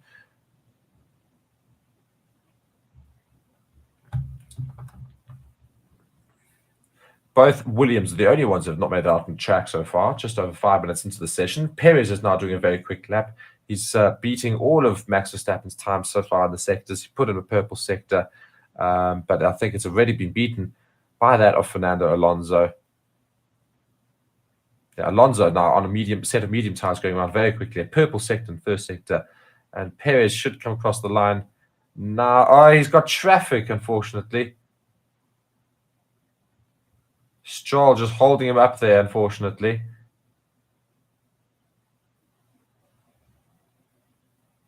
Perez goes second as a result of that. Stroll stopping him from putting in a quick lap there. Alonso, though, coming very, very quickly into this last sector here. And he's on mediums, so let's see how quickly he goes. Sainz has gone quickest in a 1:19.6. That's very good. But here comes Fernando Alonso. Fernando Alonso goes top. What a brilliant lap by Fernando Alonso. A 1:18.8. That is almost exactly what Max Verstappen managed to put in free practice 1. That is brilliant from Fernando Alonso. Got the comments here going. Says, at least the Ferrari men are at the top together. Not for very long, apparently. Drandy, they're saying, I think Ferrari is doing a lot better this weekend. Indeed, yeah, they're looking a bit better. Perez saying, Stroll, yeah, it's swearing around, but it's fine. Vivian saying, hope stays like this. Shivari saying, me too. James says, it's the hope that kills you. Max and P3, is that real? Yes, of course. This is, of course, practice. We've got lots of time here ready to get these times down. But Alonso putting in an unbelievable lap there, 1:18.8. So fantastic racing from Alonso there. So take my hat off to him. Not that I'm wearing one, but very well done on that lap there. It's almost Max Verstappen's time in P1, practice 1, of course. So, yeah, Leclerc coming around here a little bit slow in that 2nd sector. So he's not going to really improve too much on his time, but he will get within touching distance of Alonso, a 1:19.9, so not too poor at all. So Alonso currently sits first, Sainz second, Verstappen third, Leclerc fourth, Perez fifth. Perez would have gone fastest, one imagines, if Stroll did not get in his way. Max Verstappen, a replay here on the start-finish straight here, seeing what happened here. Down to the turn 1. Oh, he just loses it a little bit and goes off into the grass. Again, continuing that scrappiness from that first session. Max Verstappen going into that first corner, and the rears just locked up a bit there and took him wide into turn 1, then ends up on the grass, getting a very, very expensive lawnmower.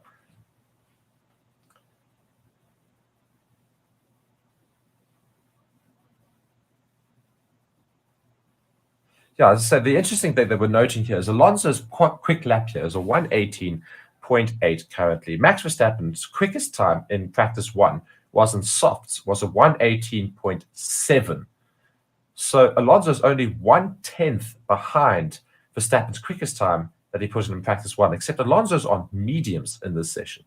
So that's a brilliant drive there from Alonso. So that Aston Martin is so quick, and I think that is something that that we are so happy to see this year as a different team head into that that big name category, that of Aston Martin. So it's great to see how they will do this season. And right now, currently sitting very nicely near the top in the Drivers' Constructors' Championship, of course, behind Red Bull, but doing very well in their own right. Albon now on track, starting his first lap of the session on a set of soft tires. So let's see how high the Williams can get himself. Again, everybody who's watching right now, welcome to the channel. Thank you very much for being here. Be sure to like the video, turn on notifications, and subscribe to the channel for more Formula One content. We'll, of course, be streaming every session of the weekend, including that of the F3 and F2 events as well on Forever Sports. My name is Mark. We're also joined by Reese, but we will be for the rest of the weekend as well. We are the two F1 commentators on Forever Sports, so be sure to join us along as well. And let us know in the comments of all your thoughts regarding the practice session right now. We've got Alonso sitting pretty at the top. And Albon, we're currently following on a set of softs. It's a little bit slower, of course, in that Williams. Piastri managing to put in the time there of 1:20.3. Norris currently just put himself into 7th with 1:20.1. And the board is moving quite rapidly. But Albon, coming into the final sector, let's see what sort of time we can put in. Perez now starting another fast lap on soft tires. And this could be quite a quick time, I reckon. Albon coming into the final start-finish straight here. It's going to be quite a slow lap in comparison to the rest, 1:21.1. So only 17th, and he's on a set of softs. So not good for Williams there. Perez now putting 2 purple sectors in, but being held up by an Alfa Romeo here again on his lap. And again, he's very unhappy with life with him. Throws his hand up. He's not managed to get these decent times, and Perez is very unhappy with his practice session so far. 2 fast lap attempts he's tried, and both of them have been disrupted by 2 cars. Lance Stroll, the first one, and now an Alfa Romeo. So Perez really not happy at all. Leclerc now puts himself into second at 1:19.3. Watching a replay of Carlos Sainz here with a big train ahead of him.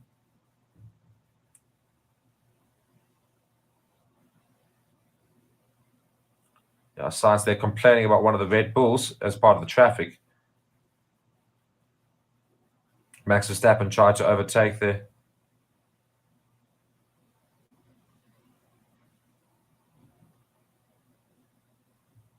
Max Verstappen complaining that he doesn't know that Carlos Sainz is on a lap there. So obviously not getting the communication from his team. So poor communication there from Red Bull to go and inform him of Sainz, because he tried to overtake one of the cars as he saw blue flags. He thought the blue flags were for him to go past. But there were 3 cars there, all in traffic.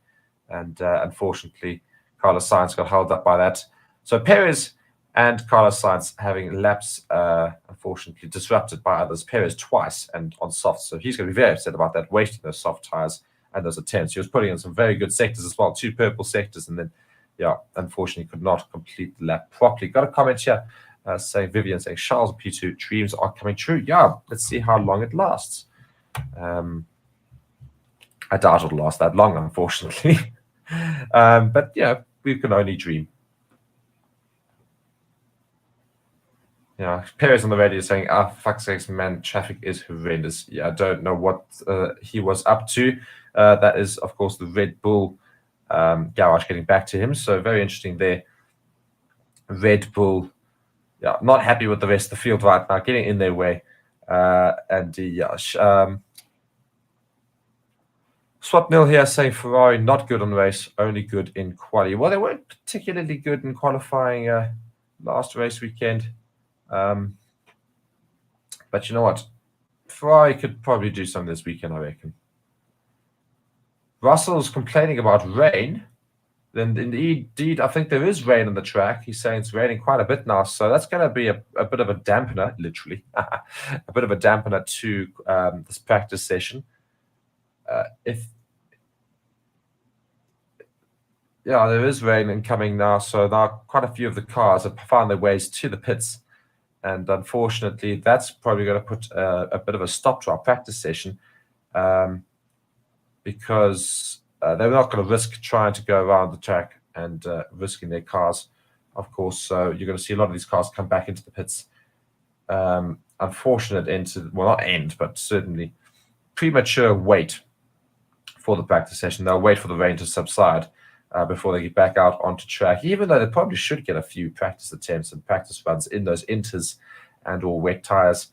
But unfortunately, the rain is only hitting one side of the track right now, not the other side. So it's going to make for not a brilliant race around. As Magnussen's going to try and get a fast lap in before that rain halts him and stops him from doing a decent lap. The only car still out on track: Sainz, Perez, and Magnussen. So let's see how he does. Magnussen starting his fast lap now in a set of mediums.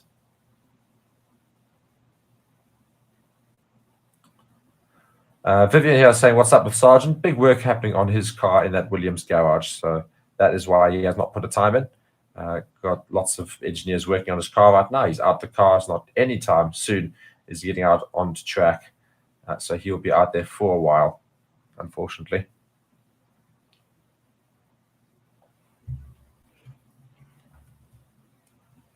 Magnussen finishing off that first sector now in a one.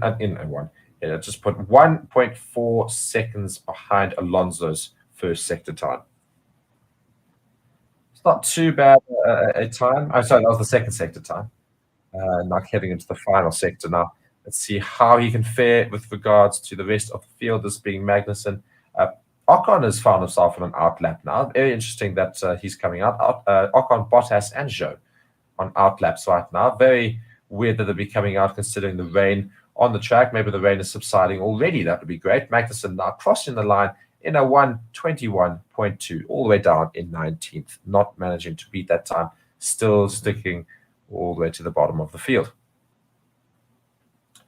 So yeah, if you guys are looking for a way to watch Formula One, be sure to look in the description of the video. We've got a way you can watch for free utilizing ExpressVPN and trials, of course. All that you have to do is have an email, set up the trial, and then make sure that you unsubscribe before the end of the trial so that you do not get charged. And then you can just change email for the next race to watch free, of course. So otherwise, if you do enjoy doing it and you think it's worth it, be sure to pay. ExpressVPN is really not all that much. It's a very, very small subscription. And you can utilize our code to get a bit of a discount there. So be sure to go and have a look at that as well to see how you can watch Formula One for free. Got a comment here saying hammer time, and that is going to, of course, going to be for Hamilton. Hamilton, unfortunately, is in the pits right now, so not going to be too much hammer time quite just yet. But yes, indeed, we'll hope to see Hamilton get near the top there again, as he did in practice one, doing very well to put himself into second. Alonso is now on an outlap, so interesting.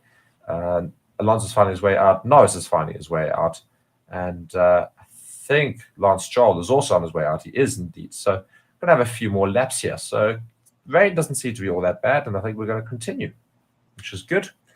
Just 42 minutes left of this session.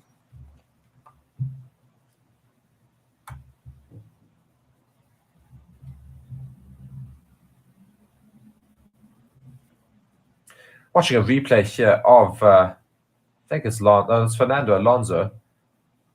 And as he's about to start his quick lap, just has a bit of an oopsie, goes onto the grass for a little bit, just doing some grass cutting. So Verstappen the lawnmower earlier, now Alonso also doing the same thing. Alonso now starting or doing his quick lap here, but he's trying to get his way around the track to go and do another one. I don't know if he's doing a fast lap or not, but he is going around. Currently, of course, holding the fastest time of the session at 1:18.8. Again, very notable because Max Verstappen's quickest time in practice one was a 1:18.7, but Verstappen was on soft tires. Alonso did that time in mediums. So the Aston Martin looking very competitive there and thereabouts.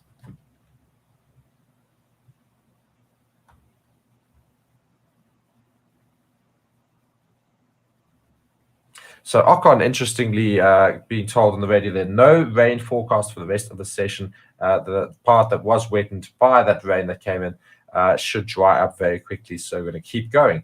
So hopefully the practice session just keeps going. As we see a replay here of Lando Norris on turn 1 and also losing it into turn 1, finding himself into that gravel and then exiting out the grass. It's been quite a common trend so far in this session as well as the first session. You can see so many tire marks in that grass area already of cars leaving, or rather taking that first turn quite wide and unfortunately ending up a little bit into the gravel, which is not good for those cars, of course.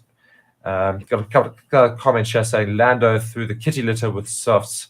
Yes, Lando doing, not managing to get through there, unfortunately. But the problem is, of course, it is a bit of a wet track right now. They've all got wet tires on, dry tires on, so it will be a little bit slippy.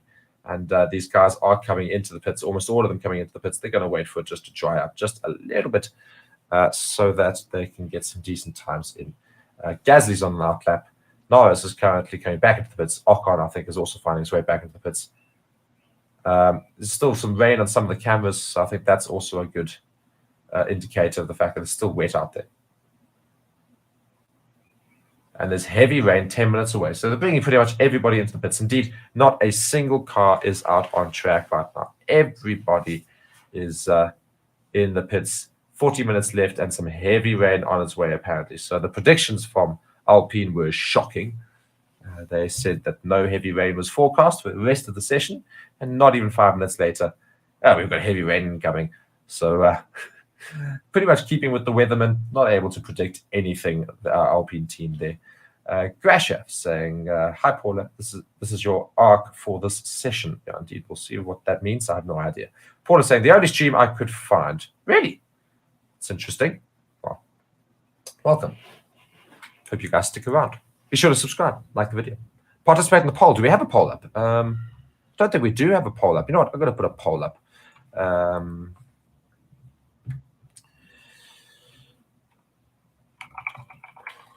Let's put a poll up, shall we?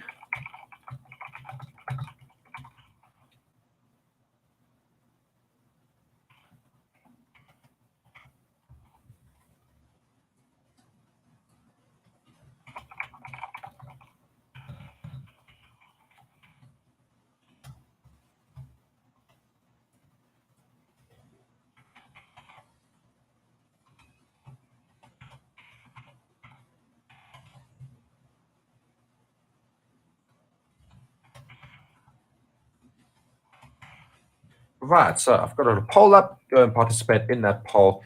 And it's just going to say who's going to take P1 in this session. So Alonso, Verstappen, Perez, or a different driver. Of course, basing that off the fact that in the first session, those were our quick drivers. I mean, Hamilton should also probably be there, but I'm just basing it off logic. Red Bulls have been quick, and Aston Martins have been second quickest all season. So those are the three drivers we're going to go with. Be sure to go participate in that poll. Go spam the poll. Go put your answers in there. Got some more comments here. A couple of other people broadcast apparently, but thank you guys for landing upon this page. Very happy to have you all here, of course. Lando's thriving. Superman, yeah, saying all other streams were taken down last race. Indeed, they were taken down last race, and ours was one of the only ones standing, which is quite interesting. Ours was then taken down after that, but it will be put back up because it was not rightfully taken down. We did nothing wrong. So our video should return by this evening, I think. So that'll be quite nice.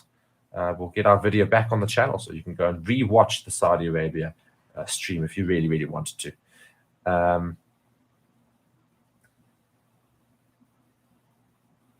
F1 management is taking out the larger watch-alongs. If that wasn't happening, I'd be commentating right now. Well, interesting that, of course, but F1 not rightfully taking down some of these watch-alongs. Nothing illegal about our watch-along at all. No, it's got nothing to do with the size of the channel, actually. You can claim it's to do with the size of the channel. It's got nothing to do with the size of the channel. So, got 36 minutes left here of the session. Nobody's out on track. Lots of rain. So we are just waiting for that rain to subside.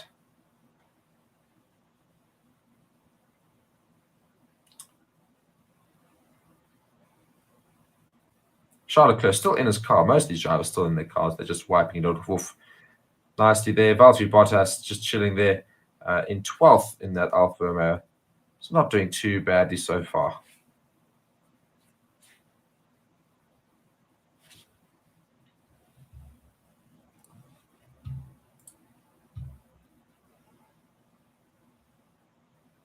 Here's an interesting trivia here, and I think you guys can try and answer in the comments. It says, which manufacturer won the first Grand Prix in the Melbourne circuit?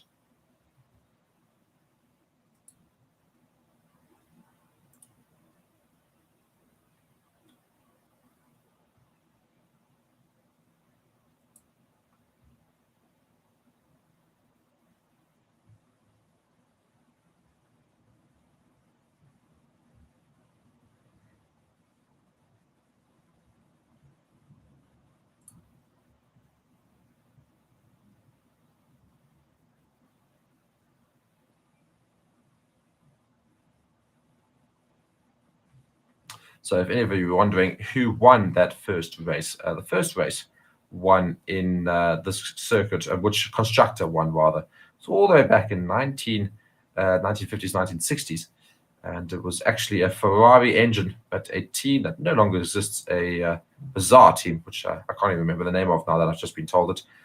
But yeah, I don't think anybody would have got that. But basically a Ferrari engine won the track first time round. So still waiting for this rain to subside. 34 minutes left of the session.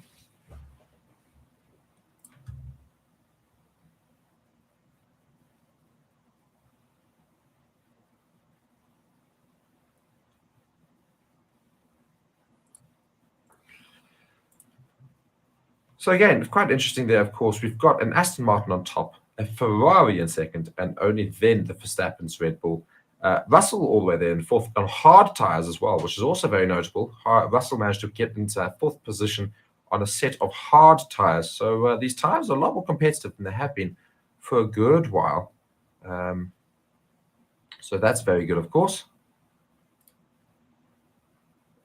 And we do have a Ferrari coming out onto track. So is Russell as well. So we've got some more people coming out onto tracks, which is great for all of us. We get to commentate and see some more laps be put in and see how people fare. Leclerc is also now coming out of the pits. So those Ferraris are basically rushing it out. Russell on the radio.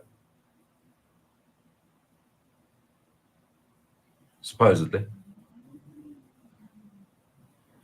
He's saying the Ferraris put on softs, which is a bit of a surprise. Indeed, it is a bit of a surprise. They've opted for softs straight away, even though it's a little bit slippery still out there. So we'll see how Ferrari can fare on those softs.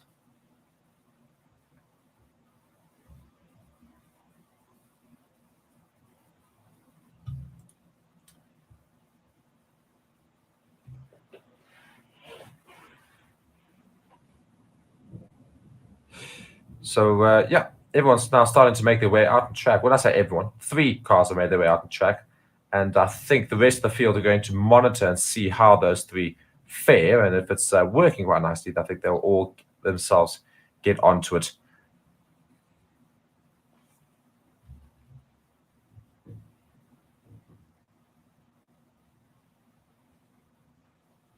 Russell again on the radio.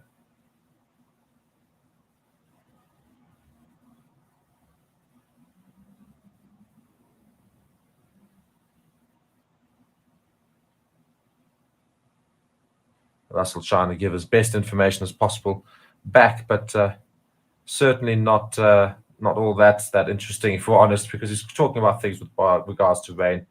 Rain doesn't seem to be too much of a problem right now, apparently. Leclerc and Carlos Sainz starting some fast laps. Let's see how they can fare as well.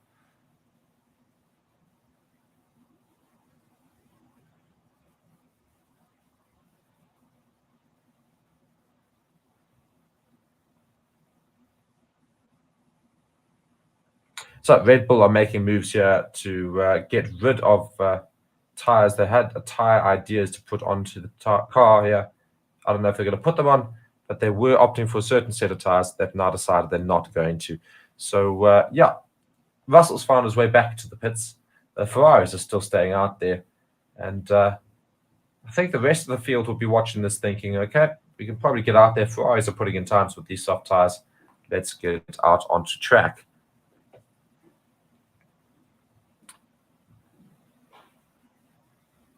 Signs on the radio here.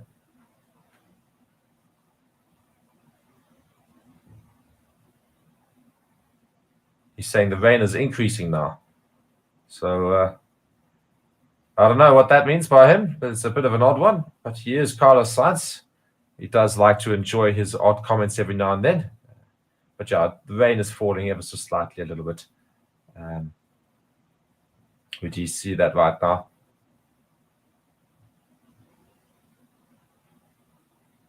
He's saying there's no point driving like this because he's not able to actually get around as quickly as possible. He's having to just nurse the car around. So they're going to come back into the pits. They tried it. Ferrari tried to get out there, see what it was like. It's pointless, unfortunately. So they're going to come straight back into the pits, and nobody's going to go out to track as of yet.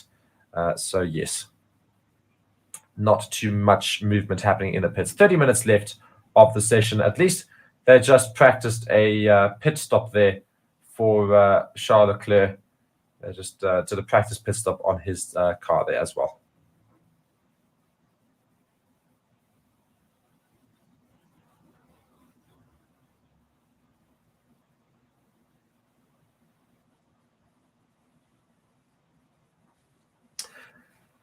Yeah, so yeah, Ferrari, they're wasting their soft tires there. That's essentially what just happened. Ferrari sent both cars out on soft tires to try and put in some good laps there, and they've gone straight back to the pits. So wasting their tires, unfortunately. The monkey man is back. He says hello. Superman here having some more comments in regards to these conversations going on in the chats here as well. Vivian saying, yeah, and regretted. No point driving like this, Charles said. Indeed, yeah, no point driving like this at all. Yeah. Gunter Steiner on the radio right now.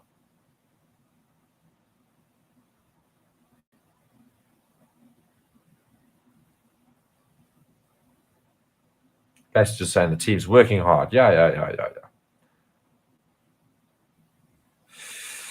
So interesting here, a couple of cars now are exiting the pits on Inters.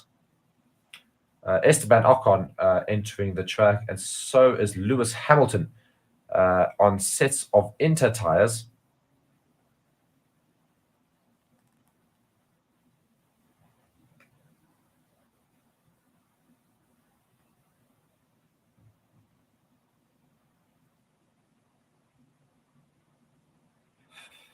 So let's see how these Inter tires fare, of course. The times are going to be pathetic compared to those put in a little bit earlier into the session. Of course, Inter's not going to manage to get these cars around as quickly as those other tires. So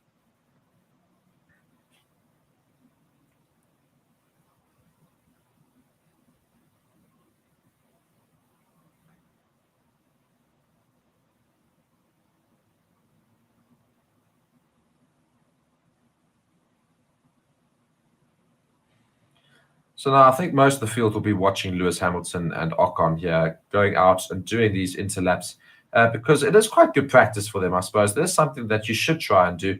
They're not going to try and risk it too much, but what they do need to do is try and go around the track on these inters and in wet conditions, because they need to get a good feel for what it's like out on the track when you do the race. Because in case the race should actually find itself in a wet scenario, one does want to just have a little bit of a feel on those inters and those wets. So they just did a quick preliminary lap around just to see what it's like, and then both of them come back into the pits now. So just a short little go around there on those inters just to sort of get a feel for the track.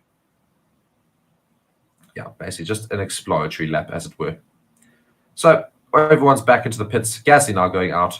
Probably also going to do the same sort of thing, just feel what it's like on those inters around the track as well.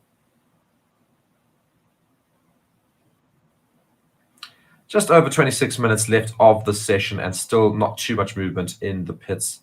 As I say, Gasly currently going and doing an out lap now, and we'll see how he goes and does his little exploratory lap. But that's about it. Everyone else is just chilling in the garage, Not too much movement. Everyone's got their jackets on. It's raining. The crowd's not too impressed with the fact that there's rain. It's a bit of a dampener on their spirits. Sorry, I had to do it. But yeah. Toto Wolff having a look at the screen share in the box there, fiddling around with some of the settings on things. So, yeah. Toto Wolff, of course, being very scathing of his Mercedes car this season so far, and basically saying they have to give up on the A-spec and move to the B-spec car already. So quite an early change there for Mercedes, and basically saying they're out of the Drivers' Constructors' Championship before the season's basically begun. Lots of work for that Mercedes team to do.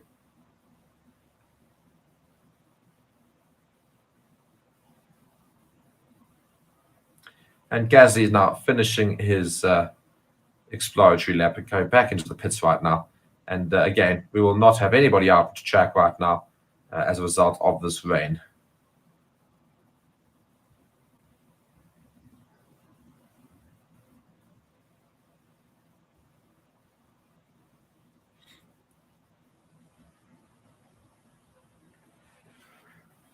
So it's just 25 minutes left of the session, as I say.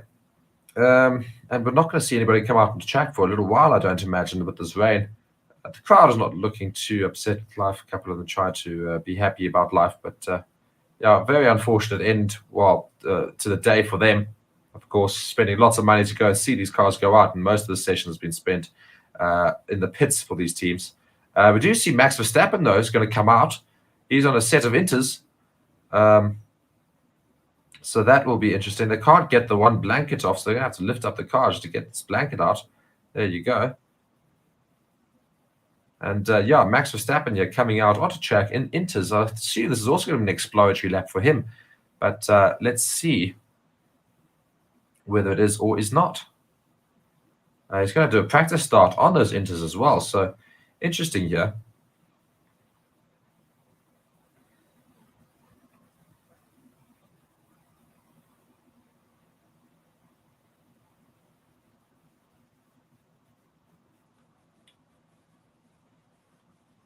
So here goes Max Verstappen on his exploratory lap in those inters, having done a little test start in the pits. And, yeah.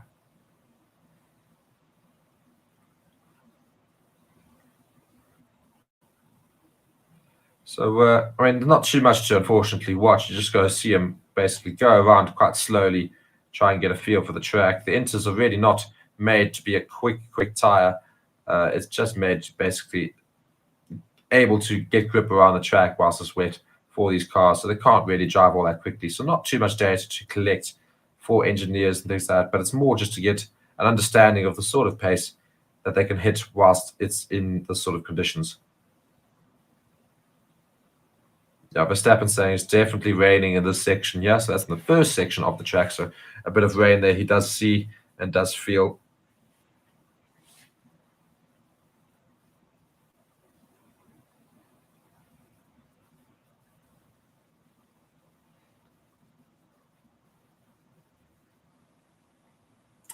Paolo asking there, is Verstappen winning or is Verstappen going to win? Most likely this weekend.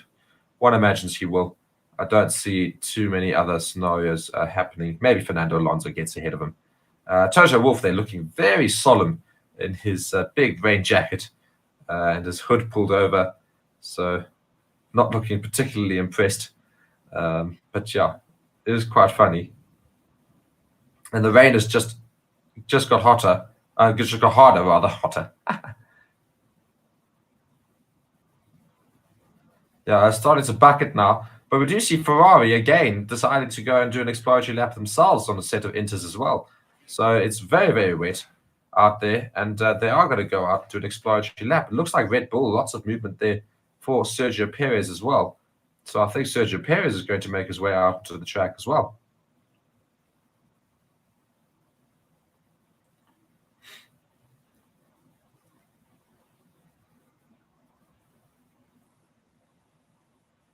So both Ferraris, it seems, are going to come out into the track on a set of inters, just basically hopefully doing some exploratory laps, because a bit of an odd one as to why they would.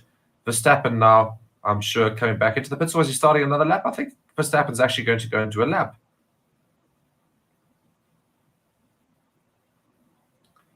I think Verstappen is going to do a lap on these Inters and see how we can go around. So that'll be interesting. We'll get a time on an Inter.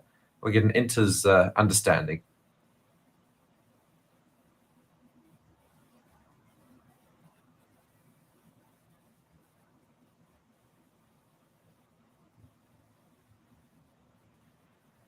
Look at the replay here of Carlos Sainz.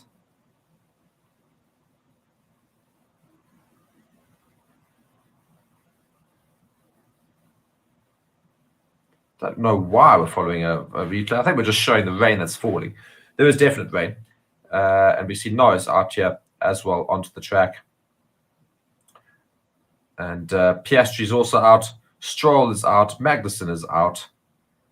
So quite a few of the cars are currently out on the track, going to do maybe a couple of laps on Inters. Of course, Verstappen is still out on the track doing Inters, so we'll see if we can get a lap time out of him on these Inters, just to get an understanding of the sort of wet condition lap time we can potentially see in the race.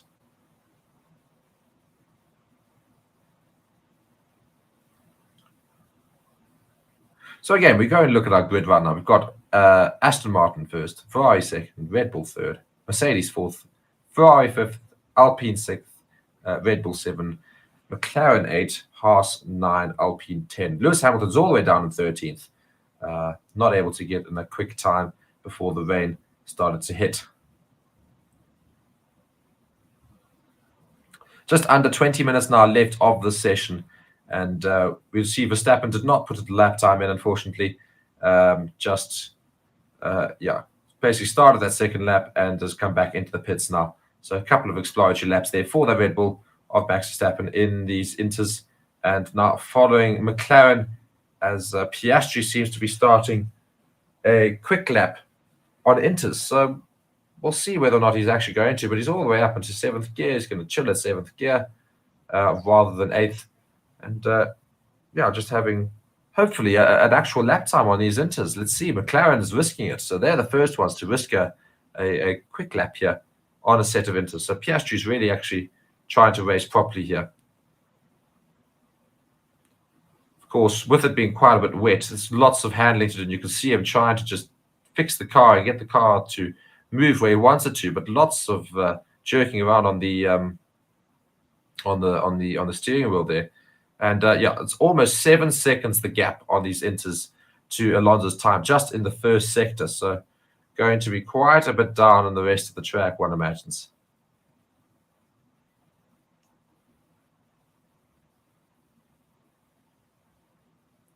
And again, still following Piastri here, is actually doing a quick time on these Inters. So this will be quite an interesting thing. We'll get the first Inters time so we can get an understanding of where we are when the race comes. Should it rain or should we have wet conditions?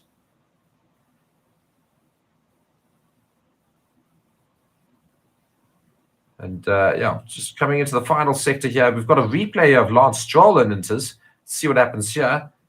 He tries to come around and he gets swamped in this. Oh my word, almost loses it into the wall.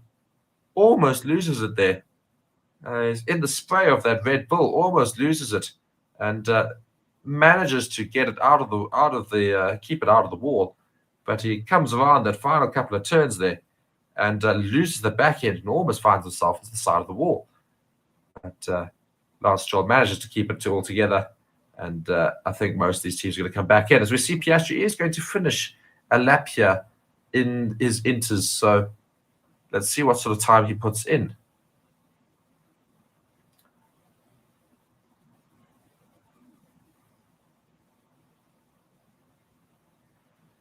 So, Alonso has now also found his way out onto the track in Inters as well.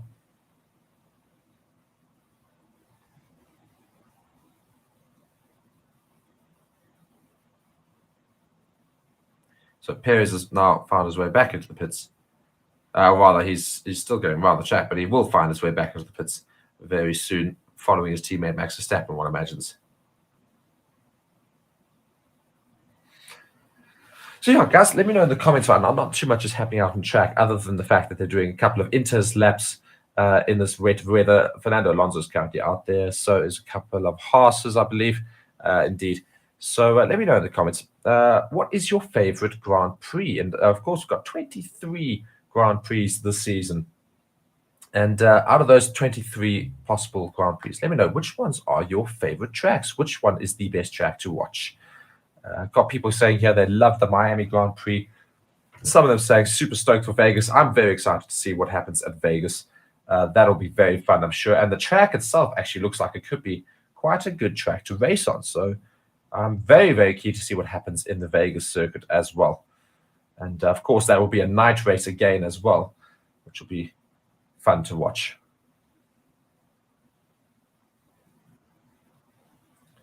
So Alonso now attempting a fast lap on these inters as well, now following him around. He's already 8 seconds down on his own time that he set in Sector 1. Shivani here saying, I like the Jeddah circuit. Yeah, the Jeddah circuit is also very fun, Baku. Very, very difficult circuit in terms of that castle section. Very, very close together. Nokulunga here saying Spa. Spa is a good track. Yeah, the Haas overtaking Alonso whilst Alonso's doing a supposed fast lap. So interesting that. Haas wanted to go a bit quicker. Spa is a great track as well. Love that. I love that little chicane it's got right near the second straight there. Yeah, and Spa and Zandvoort, says Marianne. Zandvoort is also interesting. One of the only tracks here with some serious bends or curved, angled bends. Watching another replay here of Lance Stroll going deep into that. Oh my word! Finding himself into the gravel there and having to work his way out. So Lance Stroll really struggling in this weather at the moment. Not enjoying the rain, and he just had big lockups there on his tires there as he was braking into that corner.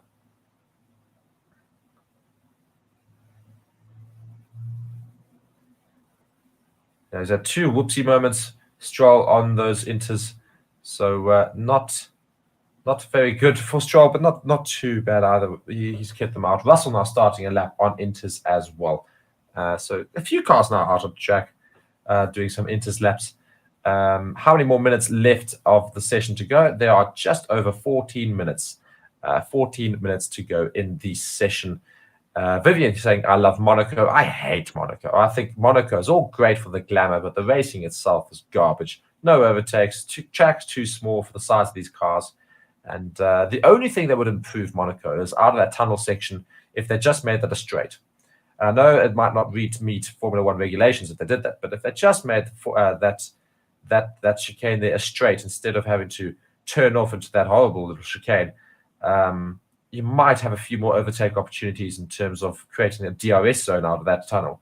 And if they did that, maybe we would have some interesting racing at Monaco. But Monaco is very much all down to qualifying. Wherever you qualify is pretty much where you finish. Azerbaijan has the castle section that is insane to watch them turn into. Indeed, it is a very, very fun section, that castle section, especially that turn just exiting that castle part. It's a very, very difficult turn to take, and it's literally a guaranteed safety car, if not guaranteed red flag on the race, if somebody crashes in that little section, because it's so narrow you cannot get past them. So, yeah, very, very difficult circuit. That, of course, that is next on the calendar after Melbourne. Marianne saying here, hi from the Netherlands. Well, hello, Marianne. Australia also, I think. Interesting. Jethro saying, Stroll going to drag down Aston Martin in the constructors. I don't think he'll do too badly, but he has been prone to a few mistakes so far already. He was very unlucky not to finish the last race in Saudi Arabia, of course. He was going on fairly decently and was starting to chase down a couple of cars, and it would have been interesting to see what happened, but unfortunately, yeah, preliminary end to his race. Hamilton now also starting a lap on inters as well. These guys are really trying to go for it now on these inter tires as well. So that's quite fun to watch. The fact that, it's quite dangerous to now drive around in this sort of wet weather in these inters. Hamilton saying the white lines are slippery. I mean, that's interesting there. Oh, Hamilton almost losing it there as well. The rear tires, they're getting a lot more purchased than the front ones and almost throwing him off the track completely. So, yeah, it's quite dangerous for these drivers right now. Quite easy to lose the car into the wall. So, brave of them to go out in these inters and try these laps. But they do need to get these stats in for the race, of course, in case the race should find itself a bit rainy. Just 11 minutes left of the session still. Yeah, indeed. Crash there saying, doubt Stroll is 100% still. Yeah, Stroll, of course, still recovering from that bicycle accident where he had surgery on both his wrists and, of course, also suffered some damage to his toe. Yeah, so as the season goes on, he'll obviously heal and get stronger again in those wrists, but shouldn't have lost too much time in terms of recovery. He should actually be fine this weekend, surely one would hope. But yes, Stroll not doing too badly this season. I think it's harsh. Of course, he's always going to get stick for it as his father does own the team that he races for. So whether or not Stroll would actually be racing for Aston Martin if his father was not involved is the next question. But nonetheless, he is there, and he's a very good driver in his own right, to be fair to the chap. Hamilton, there you go, puts a lap of 134.9, so almost a 135. So you're looking at an average increase of about 13 to 15 seconds from what a soft tire would do. Watching a replay here of Lewis Hamilton coming to that third to last corner, almost loses it. So very interesting there. Suddenly gets so much purchase in those back tires, lots of spinning, and then suddenly got quite a bit of grip into the back tires, which almost threw him out the track completely. So very interesting there. Yes, indeed, Crash also saying, have you noticed the difference to the start boxes? Yes, in case anybody didn't know what they've done, and I think it's in response to Alonso's, he aligned himself to the grid slightly out, but he was not the only car. If you actually look at the grid, lots of cars were quite out of their grids. But what's happened to those starting boxes on the grid is they've actually made them bigger. They've increased the size from 2.4 meters to 2.7 meters. So they've made them bigger for these cars to get into, which is fantastic. And it should make it easier for these cars to line themselves up. And not only that, but hopefully maybe start themselves in a different position slightly, maybe get themselves in a slightly different position. We know Perez likes to angle the car every single time he starts a race to defend immediately rather than go for pace in the beginning. And that's an interesting tactic that Perez tries to do. So perhaps making these wider now could allow more cars to do that, perhaps.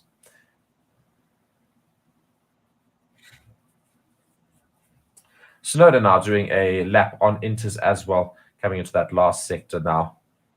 And just to give you an idea of how much slower it is, I mean, he's still got 2 corners to go and then the straight, and he's already 5, 6, 7 seconds behind Alonso's quickest time. So Tsunoda now coming into that straight with should cross over at about a 135. Indeed, he does go over at a 135.7. So yeah, about 16.5 seconds slower than Alonso's time.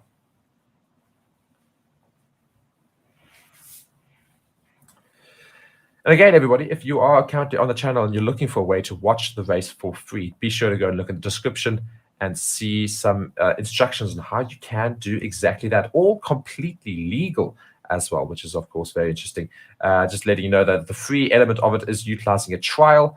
If you want to keep doing it for the rest of the season, you're going to have to create more email addresses, essentially. Otherwise, you can subscribe to the ExpressVPN link there and utilize our code, and you can then watch all of the races for free utilizing ExpressVPN, putting yourself in a different country where they do have a free-to-air stream service. Watching Kevin Magnussen here, a replay of him going around, see how wet it is, and he just hits the curve a bit too much there, in quite a lot of bounce, and that floor getting quite a bit of drag on the track there.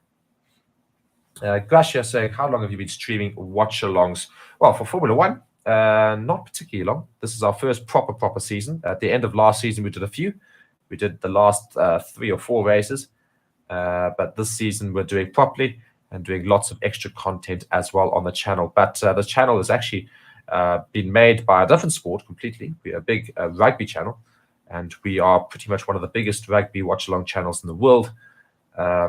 Doing very, very well in that respect. And the channel is now expanding. We are adding so many more sports to the channel, and we are growing at a rapid rate. So be sure to stick around, everybody, on the channel. It really is a fantastic community full of some great people and some good, intelligent conversation. I think that's the great part as well. There's intelligent conversation that happens here rather than just straight, I like this person, I like this person. So nice to have a good community here in Forever Sports. So, like I said, if you're keen on joining a good community to showcase your intelligence, be sure to subscribe to the channel. Turn on all notifications for all of our videos, of course. Also, on Monday, every Monday, we do a live stream and a live news show where we'll go over the news of the last week in Formula One.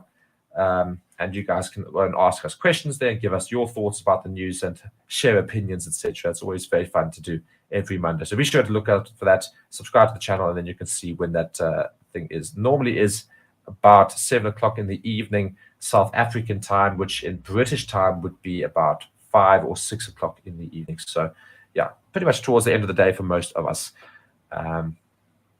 Sarjana here saying, do you stream every practice and qualifier and race? Yes, we do. Every single session will be streamed by us. Not just that, we also cover the F2 and F3 races as well, or events at least, so that you guys can see exactly what happens in those events as well. Hulkenberg here, very interesting. Finishing that first sector, only 4 seconds behind Alonso's time. So trying to put in a quicker time here.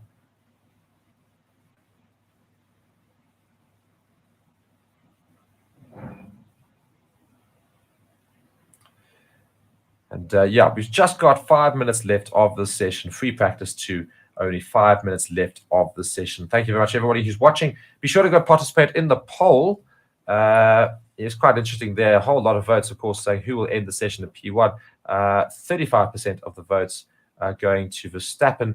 However, now Alonso is sitting with 35%. Alonso is likely going to finish on top as a result of the rain. We've only got 5 minutes left. I'm not going to have enough time for this track to dry. So that will most likely be the finishing time. So I'm going to end that poll there. And yeah, Verstappen is not going to get a quicker time than Alonso this session. So pretty much what the session is going to end in terms of the times is what you see over there. Those times will not be improved. It's currently quite wet out on track. Everyone's on inters doing some laps. And I say everyone, there's only a few cars out on track, not too many. It's about, let's see, Hulkenberg, Tsunoda, Bottas, Piastri, Zhou, Albon. Those are the cars on track right now. Nobody else is completing laps. Verstappen, though, seems to be coming out of the pits having said that. So Verstappen's going to start an out lap to hopefully do a lap on inters as well. So that'll be fun to watch. So Oscar Piastri here, following him going around on his lap time.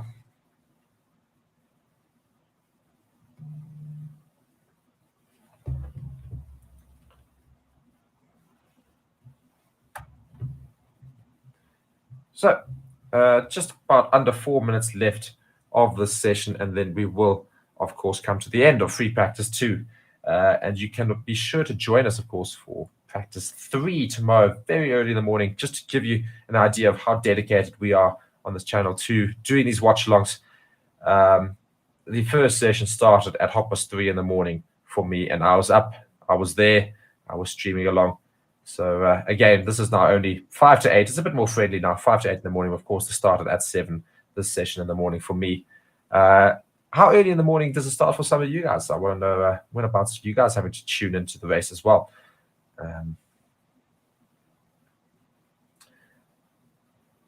Piastri here trying to do a quick lap again on inters. He's 4 seconds behind Alonso's dry time. So that's, again, also interesting. These guys are really starting to go for it in these inters, basically just making sure they've got themselves at pace in case the rain should be hitting the race as well. Must be nice. Gash, they're saying the FP3 is at 8:30 p.m. for me. So that's a nice time. That's friendly. So it does mean that the following practice, though, the qualifying is going to be quite late. It's going to be about midnight to 1 o'clock in the morning for you. James saying the dedication to coverage. Indeed, the dedication is there. It's going to be 3:30 a.m. for me, Vivian says. That's going to be so early. It's going same as me, basically. Yeah. Really, really horrible time of night. I think that's the worst time to wake up and do stuff. It's 3 to 4 o'clock in the morning. That is literally like the worst possible time. See Piastri here, going to come over the line. Probably the quickest inters time, to be fair. 11.2 seconds behind Alonso, a 1:30.1. So really not all too bad in those inters. Just 2 minutes left of the session, of course. So not too much time for these guys to get some laps. Verstappen didn't complete a lap, unfortunately. Russell's now on an out lap. I doubt very much he's actually going to perform a lap. I think most of these guys are just out of track to get a feel, perhaps get a practice start in the wet, and that'll be about it. Gracia saying, yeah, it's funny to hear people complain about this race times after I have to deal with the bad times in the USA. Yeah, well, You chose to be in the USA? So not my problem, eh? Not my problem. Yes, so Russell now starting, seems actually a lap going well. Just 1 minute 30 left of this session.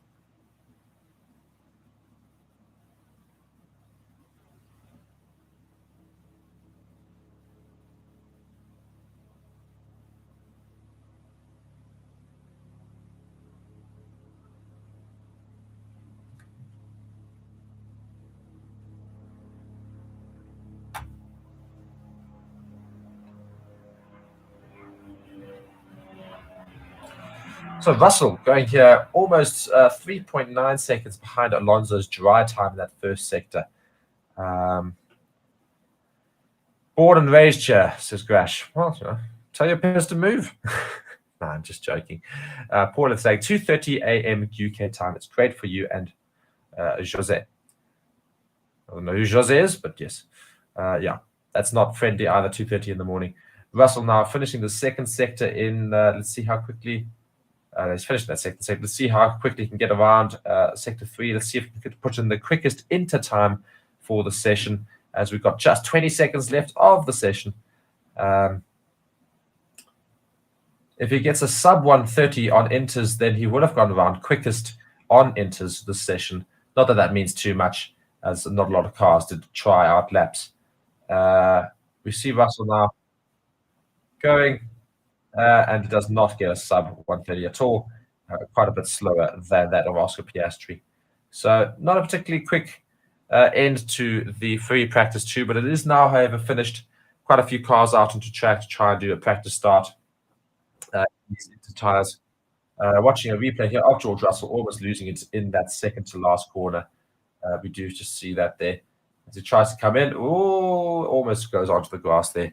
So yeah, that is the end of the practice session. They will do some practice starts, but yeah, all good otherwise.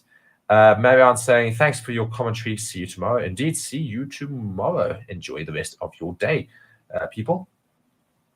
And otherwise, get some sleep. I think I might go and sleep again. Yeah, quite a few cars out on track right now. Not too many have stayed in the pits, but quite a few of them come out. And there's a little bit of racing there from Aston Martin and Mercedes there. So it's quite interesting. Fernando Alonso going quickly around and somebody else trying to get ahead of him as well. So all these guys jostling for position. It's a bit of a race suddenly on the track. Quite fun, actually. Everyone's trying to overtake and undertake, etc. There's all these various things happening on track, trying to get around to the start of the track so that they can do a start finish, a start practice start.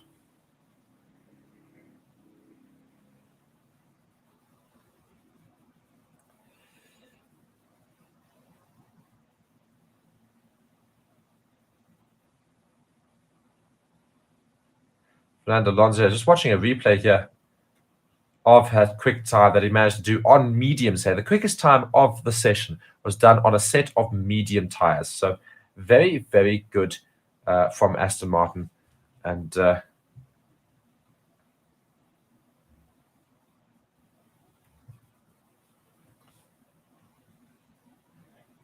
fantastic lap there from Fernando Alonso on mediums. Just watching that lap back. He's a fantastic driver still. And yeah, we are seeing these starts in that opening sector there. We've got a yellow flag in sector 3. Virtual safety car apparently has been deployed in sector 3. I don't understand how that works.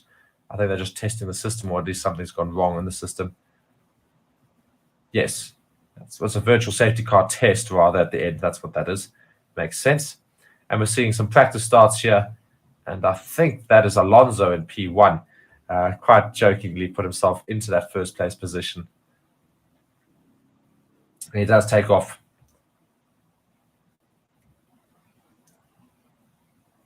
Yeah, virtual safety cars just being deployed in sector 3 as a test for drivers to follow to see what they need to go and do. That's all that's happening there. So nothing serious has actually happened. It's just a testing virtual safety car for everybody. All right, guys, thank you so much for watching the stream and tuning into the free practice to watch along on Forever Sports. My name has been Mark. Thank you so much for watching. Be sure to subscribe to the channel like these future videos, and you guys are going to be pushed straight to the qualifying stream, which is going to start right now.